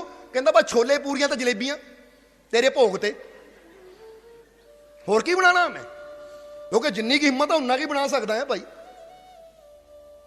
ਜਾਂ ਇਸੇ ਤਰ੍ਹਾਂ ਇੱਕ ਦਿਨ ਹੋਰ ਬੈਠੇ ਸੀ, ਫਿਰ ਉਹਨੇ ਇਹੀ ਗੱਲ ਕੀਤੀ ਕਿ ਉਸ ਦਿਨ ਤਾਂ ਤੁਸੀਂ ਕਹਿਤਾ ਛੋਲੇ ਪੂਰੀਆਂ ਜਲੇਬੀਆਂ, ਪਰ ਅੱਜ ਮੈਂ ਤੁਹਾਨੂੰ ਦੱਸਦੀ ਸੱਚ ਦੱਸੋ ਕਿ ਜਿਸ ਤਰ੍ਹਾਂ ਸ਼ਾਹਜਹਾਂ ਨੇ ਤਾਜ ਮਹਿਲ ਬਣਾਇਆ, ਕਿ ਤੁਸੀਂ ਤਾਜ ਮਹਿਲ ਬਣਾਓਗੇ ਕਿ ਨਹੀਂ? ਉਹ ਨੱਥੂ ਲਾਲ ਕਹਿੰਦਾ ਭਾਗਵਾਨੇ ਮੈਂ ਤਾਂ ਪਲਾਟ ਵੀ ਖਰੀਦ ਲਿਆ, ਬਸ ਤੇਰੇ ਮਰਨ ਦਾ ਇੰਤਜ਼ਾਰ ਆ, ਤੂੰ ਮਰ ਮੈਂ ਬਣਾ ਦਿੰਦਾ। ਤੂੰ ਹੀ ਨਹੀਂ ਮਰਦੀ, ਬਾਰ-ਬਾਰ ਸਵਾਲ ਪੁੱਛ ਕੇ ਤੰਗ ਕਰੀ ਜਾਂਦੀ ਹੈ। ਹੁਣ ਇਹ ਵਪਾਰੀਆਂ ਦਾ ਕਰਮ। ਇਸ ਲਈ ਪ੍ਰੇਮ ਦੇ ਵਿੱਚ ਵਾਕਿਆ ਹੀ ਜੇ ਮੁਮਤਾਜ਼ ਦੀ ਖਾਤਰ ਸ਼ਾਹਜਹਾਂ ਨੇ ਤਾਜ ਮਹਿਲ ਬਣਾਇਆ ਸੀ ਤਾਂ ਉਹਦਾ ਪ੍ਰੇਮ ਸੀ, ਉਹਦੀ ਮੁਹੱਬਤ ਸੀ। ਤਾਂ ਜੇ ਉਹ ਪ੍ਰੇਮ ਨਾ ਕਰਦਾ, ਵਪਾਰ ਕਰਦਾ, ਤਾਂ ਸ਼ਾਇਦ ਉਹ ਵੀ ਸੋਚਦਾ ਕਿ ਮੈਂ ਇਹਨੂੰ ਤਾਜ ਮਹਿਲ ਬਣਾਉਂਗਾ ਤਾਂ ਅੱਗੇ ਮੈਨੂੰ ਕੀ ਮਿਲੇਗਾ। ਕੋਈ ਪ੍ਰਾਪਰਟੀ ਡੀਲਰ ਇੱਕ ਕੋਠੀ ਬਣਾਉਂਦਾ ਹੈ ਨਾ, ਜੇ ਉਹਦਾ 10 ਲੱਖ ਲੱਗਦਾ ਹੈ ਤਾਂ ਉਹ 10 ਲੱਖ ਦੀ ਜਗ੍ਹਾ 15 ਲੱਖ ਕਮਾਉਣ ਦੀ ਕੋਸ਼ਿਸ਼ ਕਰਦਾ ਕਿ ਮੈਂ ਬਣਾਈ ਹੈ ਤਾਂ ਮੈਨੂੰ 5 ਲੱਖ ਦਾ ਫਾਇਦਾ ਹੋਣਾ ਚਾਹੀਦਾ ਹੈ, ਕਿਉਂਕਿ ਵਪਾਰੀ ਹਮੇਸ਼ਾ ਫਾਇਦਾ ਦੇਖਦੇ ਹੈ, ਪ੍ਰੇਮੀ ਨਫਾ ਨੁਕਸਾਨ ਨਹੀਂ ਦੇਖਦੇ। ਉਹ ਕਹਿੰਦੇ ਜੇ ਆਪਣੀ ਜਾਨ ਦੇ ਕੇ ਵੀ ਆਪਣੇ ਪਿਆਰੇ ਨੂੰ ਖੁਸ਼ ਕਰਨਾ ਪਵੇ ਤਾਂ ਮੈਂ ਉਹ ਵੀ ਕਰਨ ਨੂੰ ਤਿਆਰ ਹਾਂ। ਇਸ ਲਈ ਜਦੋਂ ਇਨਸਾਨ ਪ੍ਰਭੂ ਦਾ ਸਿਮਰਨ ਕਰਦਾ ਹੈ, ਪ੍ਰਭੂ ਦੀ ਬੰਦਗੀ ਕਰਦਾ ਹੈ, ਤਾਂ ਅੰਦਰ ਝਾਤੀ ਜ਼ਰੂਰ ਮਾਰਿਆ ਕਰੋ ਕਿ ਇਹ ਪ੍ਰਮਾਤਮਾ ਦਾ ਸਿਮਰਨ ਮੈਂ ਕਿਸੇ ਲਾਲਚ ਵਿੱਚ ਕਰ ਰਿਹਾ ਹਾਂ, ਕਿਸੇ ਉਮੀਦ ਵਿੱਚ ਕਰ ਰਿਹਾ ਹਾਂ ਕਿ ਪ੍ਰਮਾਤਮਾ ਮੇਰੀ ਰੱਖਿਆ ਕਰੇ, ਪ੍ਰਮਾਤਮਾ ਮੈਨੂੰ ਆਹ ਦੇਵੇ, ਮੈਨੂੰ ਉਹ ਦੇਵੇ, ਮੇਰੀ ਆਹ ਜ਼ਰੂਰਤ ਪੂਰੀ ਕਰੇ, ਜਾਂ ਮੈਂ ਇਹ ਪ੍ਰਭੂ ਦਾ ਸਿਮਰਨ ਸਿਰਫ ਉਹਦੇ ਇਸ਼ਕ 'ਚ ਕਰ ਰਿਹਾ ਹਾਂ, ਉਹਦੇ ਪ੍ਰੇਮ 'ਚ ਕਰ ਰਿਹਾ ਹਾਂ। ਜੇ ਤਾਂ ਉਹ ਸਿਮਰਨ ਪ੍ਰੇਮ ਦੇ ਨਾਲ ਹੈ ਤਾਂ ਪ੍ਰਮਾਤਮਾ ਦਾ ਸਿਮਰਨ ਲਾਲਟੈਨ ਹੈ, ਜਿਹੜਾ ਅੰਧੇਰੇ ਨੂੰ दूर करेगा। तो जे परमात्मा का सिमरन किसी स्वार्थ वास्ते है तो तुसी तोते का पिंजरा लैके जा रहे हो, जिहदे जो प्रकाश नहीं मिलना, अंधकार ही मिलना है। इत्थे दोष ऐसी समय नूं नहीं दे सकते कि कलयुग सतयुग, नाले कलयुग किहड़ा तो सतयुग किहड़ा। जे इंसान कहे कि सतयुग पहला सी अज कलयुग है, उदों पुण्य सी तो अज पाप है, तो किहड़ा समा सतयुग का? पाप तो हर समय च हुंदे आए हैं। जे आपां वेदां नूं पढ़ीए, शास्त्रां नूं पढ़ीए, तो वेदां दे अंदर लिखिया है चोरी ना करो, हेरा फेरी ना करो। जरा गौर करना, पर स्त्री ते नजर ना मारो, किसी का कतल ना करो। कमाल दी गल है, जे सतयुग विच चोरी नहीं सी, हेरा फेरी नहीं सी, पर स्त्री ते नजर नहीं लोग रखते सी, या किसी का कतल नहीं करते, तो वेद किहनूं समझा रहे हैं फिर कि वेदां दे नहीं लिखिया है? क्योंकि कोई भी चीज उदों ही समझाई जाती है शास्त्रां दे अंदर जदों वो चीज हुंदी होवे। ਇਹਦਾ मतलब वेद सतयुग च लिखे गए तो कलयुग च पाप हो रहे हैं, सतयुग च कोई पाप नहीं सी तो वेद उदों लिखे गए, और पाप कलयुग च हो रहे हैं तो इन्ने हजार साल पहला वेदां च लिखण दी लोड़ की सी? चोरी ना करो, किसी ने ठगी ना करो, किसी का कतल ना करो, पर स्त्री ते नजर ना रखो, किसी का हक ना खावो। ਇਹਦਾ मतलब उसले भी ये पाप इसी तरह हो रहे थे। और एक गल याद रखो, दरअसल बंदे का जो दिमाग है ना, हमेशा पिछे नूं सोचता है। बंदा कहता पिछे दिन चंगे सी अज माड़े है, हालांकि पिछे जदों सीगे उदों ही कहंदे सी पिछे दिन चंगे सी अज माड़े है। और अज तो 10 साल बाद तुसीं पता की कहना, और पिछे साल चंगे सी अज माड़े है। अज भी उही गल कह रहे हो, आने वाले 50 सालों बाद भी उही कहनी, आने वाले 50 सालों बाद भी उही कहनी, क्योंकि जिथे प्रेजेंट है बंदा, उत्थे बंदा कदी देखने की कोशिश ही नहीं करता। हमेशा बंदे का दिमाग, इसलिए तो एक पत्नी पति नूं कहेगी तुसीं पहलां मैनूं बहुत प्यार करदे सी, हुण करदे नहीं। एक मां बच्चे नूं कहेगी पहलां मेरा कहना मनदा सी, हुण मनदा ही नहीं। क्योंकि हमेशा ऐसी गल नूं पिछे लिजाण दी कोशिश करते हैं, हालांकि पिछे भी वही हालात सी। बस ये इंसान की एक समझ है कि बंदे ने अज नूं एक्सैप्ट नहीं करना, जां तां बंदे ने फ्यूचर की फिक्र करनी है। जिद्दां विज्ञान कहता है कि फ्यूचर च सुख होएगा, धर्म कहता पिछे सुख सी, राम राज्य सी सुख सी। ਜਿਹੜੇ धार्मिक लोग है वो कहते पिछे सुख सी, विज्ञान कहता आने वाले कल च सुख होएगा। पर असीं कहते ना पिछला कल तुहाडे हत्थ च है, ना ही आने वाला कल तुहाडे हत्थ च है। इसलिए प्रेमी कहते हैं, आशिक कहते हैं, ध्यानी कहते हैं सुख तो अज विच है, ना कल आने वाला ना कल गुजरिया होया। जिहड़ा सुख है अज विच है। इसलिए जे हुण तुसीं थोड़ी देर वास्ते अपनी अखां बंद करके सोचण की कोशिश करो कि इस वेले नूं किहड़ा दुख है, तो इस वेले तुहानूं कोई दुख नज़र आएगा नहीं। जद भी दुख हुंदा फ्यूचर नूं लैके हुंदा, मेरे बच्चों का की बनेगा, मेरे बच्चों की शादी किद्दां होएगी, मेरे बच्चों का काम किद्दां होएगा। जद भी दुख हुंदा है बंदे की सोच विच है, उदा दुख है नहीं कोई भी, उदा तां आनंद ही आनंद है। बस बंदा ये आनंद के पलों नूं देखण दी बजाए बंदा उत्थे नज़र रखदा है जिथे वो चीज़ जिंदगी है ही नहीं, क्योंकि जिंदगी कल नहीं है। जिद्दां कई बार दसिया ना असीं कि किसी दुकान ते लिखिया हुंदा आज नगद कल उधार, तो तुसीं सोचो कल जाके मैं उधार ले लूं, तो कल जाके पढ़ूंगे तो फिर भी यही होना कि आज नगद कल उधार। कहते नत्थू लाल दुकान ते गया, देखिया सामने लिखिया सी आज नगद कल उधार, वो कहता कल आवांगे। दुकानदार कहता क्यों, कहता कल उधार है तो कल आवांगे। दुकानदार हसिया कहता कल आ जाओ। अगले दिन नत्थू लाल गया, फिर जाके उन्हें पढ़िया आज नगद कल उधार। नत्थू लाल कहता कल आवांगे। दुकानदार फिर हसिया कहता कल आ जाई। अगले दिन फिर गया, फिर वही आज नगद कल उधार। नत्थू लाल दुकानदार नूं कहता तू चलाक बनाया, वो चीज़ लिखी है कि अज कदी आवे ही ना।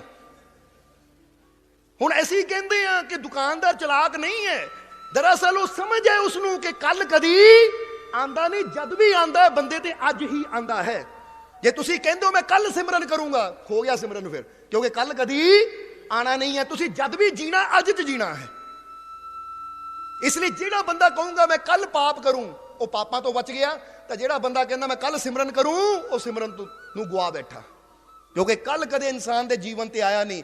जो करना है, जो जीवन च होना है वो अज करना पैना है, अज ही होना है, क्योंकि साडी जिंदगी अज है, कल नहीं है, कल तां काल है। इसलिए किहड़ा सतयुग किहड़ा कलयुग, इहनूं इदां समझ लो। और यह भी कहा गया है शास्त्रां च कि सतयुग का जो समा छोटा, फिर कलयुग का समा होर बड़ा हो गया, ਆਪਣੇ ਫਿਰ ਦੁਆਪਰ ਤ੍ਰੇਤਾ ਆਇਆ, ਤ੍ਰੇਤਾ ਯੁੱਗ ਦਾ ਸਮਾਂ ਹੋਰ ਬੜਾ ਹੋ ਗਿਆ, ਦੁਆਪਰ ਦਾ ਸਮਾਂ ਹੋਰ ਬੜਾ ਹੋ ਗਿਆ, ਫਿਰ ਕਲਯੁਗ ਦਾ ਸਮਾਂ ਤਾਂ ਬਹੁਤ ਲੰਬਾ ਹੋ ਗਿਆ। ਜੋ ਸ਼ਾਸਤਰਾਂ 'ਚ ਦੇਖੀਏ ਤਾਂ ਇਹਨੂੰ ਇਦਾਂ ਸਮਝ ਲਓ ਕਿ ਜਦੋਂ ਬੱਚਾ ਮਾਂ ਦੇ ਗਰਭ 'ਚ ਹੈ, ਜਦੋਂ ਬੱਚਾ ਮਾਂ ਦੇ ਗਰਭ 'ਚ ਹੈ, ਉਹ ਇੱਕ ਕਿਸਮ ਦਾ ਸਤਯੁਗ ਦਾ ਸਮਾਂ ਚੱਲ ਰਿਹਾ, ਜਿੱਥੇ ਸੱਤ ਹੀ ਸੱਤ ਹੈ। ਨਾ ਉਹ ਝੂਠ ਬੋਲਦਾ ਹੈ, ਨਾ ਝੂਠ ਸੁਣਦਾ ਹੈ, ਨਾ ਉਹਦੇ ਅੰਦਰ ਕੋਈ ਇਦਾਂ ਦੀ ਇੰਦਰੀ ਹੈ ਬੁਰੀ ਬੇਕਾਰ ਕਿ ਉਹ ਬੁਰਾ ਦੇਖੇ ਬੁਰਾ ਕਰੇ, ਨਾ ਅੰਦਰ ਕਾਮ ਹੈ, ਨਾ ਕ੍ਰੋਧ ਹੈ, ਨਾ ਲੋਭ ਹੈ, ਨਾ ਮੋਹ ਹੈ। ਉਸ ਵੇਲੇ ਉਹਦੀ ਸੁਰਤੀ ਤਾਰ ਆਪਣੇ ਮਾਲਿਕ ਨਾਲ ਜੁੜੀ ਹੋਈ ਹੈ। ਜਿੰਨੀ ਦੇਰ ਮਾਂ ਦੇ ਗਰਭ 'ਚ ਹੈ, ਕਹਿੰਦੇ ਨਾ ਕਿ 9 ਲੱਖ ਸਾਲ ਸਤਯੁਗ ਦਾ ਸਮਾਂ, ਉਹ 9 ਲੱਖ 9 ਮਹੀਨਿਆਂ ਨਾਲ ਕਨਵਰਟ ਕਰ ਦਈਏ ਅਸੀਂ। ਜਰਾ ਧਿਆਨ ਦੇਣਾ ਸਾਰੇ ਜੀ। ਫਿਰ ਉਸ ਤੋਂ ਬਾਅਦ ਕਹਿੰਦੇ ਤ੍ਰੇਤਾ ਯੁੱਗ ਆ ਗਿਆ, ਜਦੋਂ ਰਾਮ ਨੇ ਜਨਮ ਲਿਆ। ਉਹ ਰਾਮ ਸੀ ਪਿਤਾ ਦਾ ਆਗਿਆਕਾਰੀ। ਹੁਣ ਉਹ ਸਮਾਂ ਲੈ ਲਓ ਕਿ ਜਦੋਂ ਬੱਚਾ ਜਨਮ ਲੈਂਦਾ, ਜਨਮ ਤੋਂ ਲੈ ਕੇ 10 ਸਾਲ ਤੱਕ ਬੱਚਾ ਆਪਣੇ ਮਾਂ-ਬਾਪ ਦਾ ਆਗਿਆਕਾਰੀ ਰਹਿੰਦਾ ਹੈ। ਜਰਾ ਗੌਰ ਕਰਨਾ, ਉਹ ਮਾਂ-ਬਾਪ ਦਾ ਆਗਿਆਕਾਰੀ। ਮਾਂ ਕਹਿੰਦੀ ਬੈਠ, ਬੈਠਦਾ, ਮਾਂ ਕਹਿੰਦੀ ਉੱਠ, ਉੱਠਦਾ ਹੈ, ਮਾਂ ਕਹਿੰਦੀ ਇੱਧਰ ਜਾ, ਉੱਧਰ ਜਾਂਦਾ ਹੈ, ਮਾਂ ਕਹਿੰਦੀ ਆਹ ਕਰ, ਕਰਦਾ ਹੈ। ਉਹ ਸਮਝ ਲਓ ਤ੍ਰੇਤਾ ਯੁੱਗ ਚੱਲ ਰਿਹਾ ਹੈ। ਫਿਰ ਅੱਗੇ ਕਹਿੰਦੇ ਦੁਆਪਰ ਆ ਗਿਆ, ਕ੍ਰਿਸ਼ਨ ਦਾ ਸਮਾਂ, ਜਦੋਂ ਕ੍ਰਿਸ਼ਨ ਨੇ ਮਟਕੀਆਂ ਫੋੜੀਆਂ, ਨਾਚ ਰੰਗ ਕੀਤੇ, ਬਾਂਸੁਰੀ ਵਜਾਈ, ਗੋਪੀਆਂ ਨੂੰ ਛੇੜਿਆ, ਗੋਪੀਆਂ ਨਾਲ ਨੱਚਿਆ। ਉਹ ਸਮਾਂ ਆ ਗਿਆ 10 ਤੋਂ 24 ਸਾਲ, ਜਦੋਂ ਬੰਦੇ ਦਾ ਮਨ ਏਦਾਂ ਵਿਚਲਿਤ ਹੁੰਦਾ ਹੈ, ਵਿਸ਼ੇ ਵਿਕਾਰਾਂ ਵੱਲ ਜਾਂਦਾ ਹੈ। ਬੰਦਾ ਇਲਤਾਂ ਕਰਦਾ ਹੈ, ਸ਼ਰਾਰਤਾਂ ਕਰਦਾ ਹੈ, ਕਦੀ ਇੱਧਰ ਦੌੜਦਾ, ਕਦੀ ਉੱਧਰ ਦੌੜਦਾ, ਚੈਨ ਹੀ ਨਹੀਂ, ਕਦੀ ਕਿਸੇ ਨੂੰ ਛੇੜਦਾ, ਕਦੀ ਕਿਸੇ ਨੂੰ ਛੇੜਦਾ ਹੈ।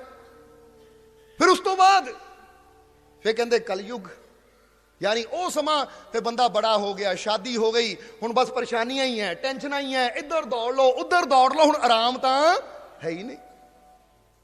ਅਗਰ ਦੇਖਿਆ ਜਾਵੇ ਤਾਂ ਤੁਹਾਡੇ ਉਮਰ 'ਚ ਹੀ ਤੁਸੀਂ ਸਭ ਕੁਝ ਦੇਖ ਲੈਂਦੇ ਹੋ, ਕਲਯੁੱਗ ਵੀ, ਤ੍ਰੇਤਾ ਵੀ, ਦੁਆਪਰ ਵੀ, ਤਾਂ ਸਤਯੁਗ ਵੀ। ਇਹ ਤੁਹਾਡੇ ਜੀਵਨ 'ਚ ਤੁਸੀਂ ਸਭ ਕੁਝ ਦੇਖ ਲੈਂਦੇ ਹੋ। ਤਾਂ ਜੇ ਅਸੀਂ ਇਦਾਂ ਸੋਚੀਏ ਕੋਈ ਵਾਕਈ ਸਮਾਂ ਸੀ ਜਦੋਂ ਪਾਪ ਹੈ ਨਹੀਂ ਸੀ, ਤਾਂ ਇਦਾਂ ਦਾ ਕੋਈ ਸਮਾਂ ਹੈ ਨਹੀਂ ਜਦੋਂ ਪਾਪ ਨਾ ਹੋਣ। ਚਾਹੇ ਗੀਤਾ ਪੜ੍ਹ ਕੇ ਦੇਖ ਲਓ, ਉੱਥੇ ਵੀ ਪਾਪੀਆਂ ਨੂੰ ਰੋਕਿਆ ਗਿਆ ਪਾਪ ਤੋਂ। ਕੁਰਾਨ ਪੜ੍ਹ ਕੇ ਦੇਖ ਲਓ, ਉੱਥੇ ਵੀ ਬੰਦੇ ਨੂੰ ਸਮਝਾਇਆ ਗਿਆ ਪਾਪ ਨਾ ਕਰ। ਮਹਾਤਮਾ ਬੁੱਧ ਦੇ ਧੰਮਪਦ ਨੂੰ ਪੜ੍ਹ ਕੇ ਦੇਖ ਲਓ, ਉਹ 'ਚ ਵੀ ਰੋਕਿਆ ਗਿਆ ਹੈ। ਚਾਰੀ ਵੇਦ ਪੜ੍ਹ ਕੇ ਦੇਖ ਲਓ, 16 ਪੁਰਾਣ ਪੜ੍ਹ ਕੇ ਦੇਖ ਲਓ, ਹਰ ਚੀਜ਼ ਅੰਦਰ ਬੰਦੇ ਨੂੰ ਰੋਕਿਆ ਗਿਆ ਹੈ ਕਿ ਪਾਪ ਨਾ ਕਰ। ਇਹਦਾ ਮਤਲਬ ਹਰ ਸਮੇਂ ਬੰਦਾ ਪਾਪ ਕਰਦਾ ਆ ਰਿਹਾ ਸੀ। ਬੰਦਾ ਪ੍ਰੇਮ ਕਰਕੇ ਸਿਮਰਨ ਨਹੀਂ ਕਰਦਾ, ਅੱਜ ਬੰਦਾ ਸਿਮਰਨ ਵੀ ਕਰਦਾ ਸ਼ਰਤਾਂ ਰੱਖ ਕੇ ਕਿ ਪ੍ਰਮਾਤਮਾ ਮੈਂ ਤੇਰਾ ਸਿਮਰਨ ਕਰ ਰਿਹਾ, ਮੇਰਾ ਕੰਮ ਚਲਾ ਦੇ, ਮੇਰੀ ਦੁਕਾਨ ਚਲਾ ਦੇ, ਮੇਰੇ ਦੁੱਖਾਂ ਨੂੰ ਦੂਰ ਕਰ ਦੇ।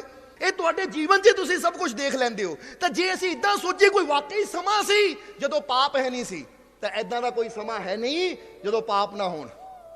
ਚਾਰੀ ਵੇਦ ਪੜ੍ਹ ਕੇ ਦੇਖ ਲਓ, 16 ਪੁਰਾਣ ਪੜ੍ਹ ਕੇ ਦੇਖ ਲਓ, ਹਰ ਚੀਜ਼ ਅੰਦਰ ਬੰਦੇ ਨੂੰ ਰੋਕਿਆ ਗਿਆ ਹੈ ਕਿ ਪਾਪ ਨਾ ਕਰ। ਇਹਦਾ ਮਤਲਬ ਹਰ ਸਮੇਂ ਬੰਦਾ ਪਾਪ ਕਰਦਾ ਆ ਰਿਹਾ ਸੀ। ਜਰਾ ਸਮਝਣਾ ਸਾਰੇ ਜੀ।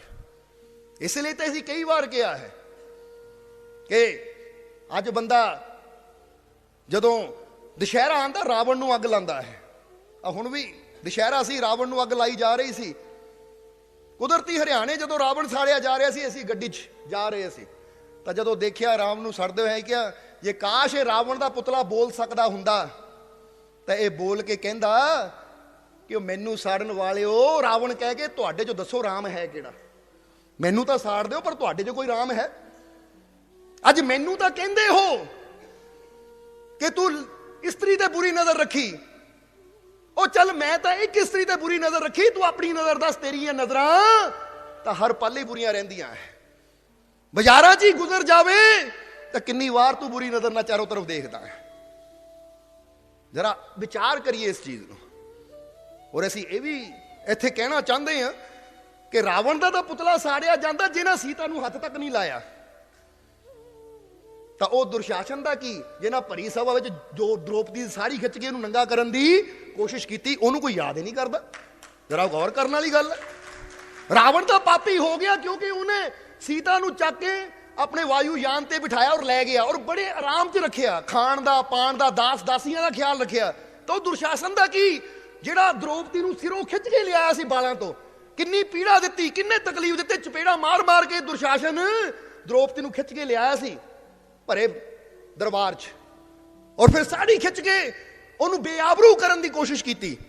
ਉਹ ਦੁਰਸ਼ਾਸਨ ਨੂੰ ਲੋਕ ਭੁੱਲ ਗਏ। ਅਗਰ ਪੁਤਲਾ ਸੜਨਾ ਚਾਹੀਦਾ, ਦੁਰਸ਼ਾਸਨ ਦਾ ਸੜਨਾ ਚਾਹੀਦਾ ਸੀ, ਦੁਰਯੋਧਨ ਦਾ ਸੜਨਾ ਚਾਹੀਦਾ ਸੀ, ਜਿਹਦੇ ਕਹਿਣ ਤੇ ਕੀਤਾ।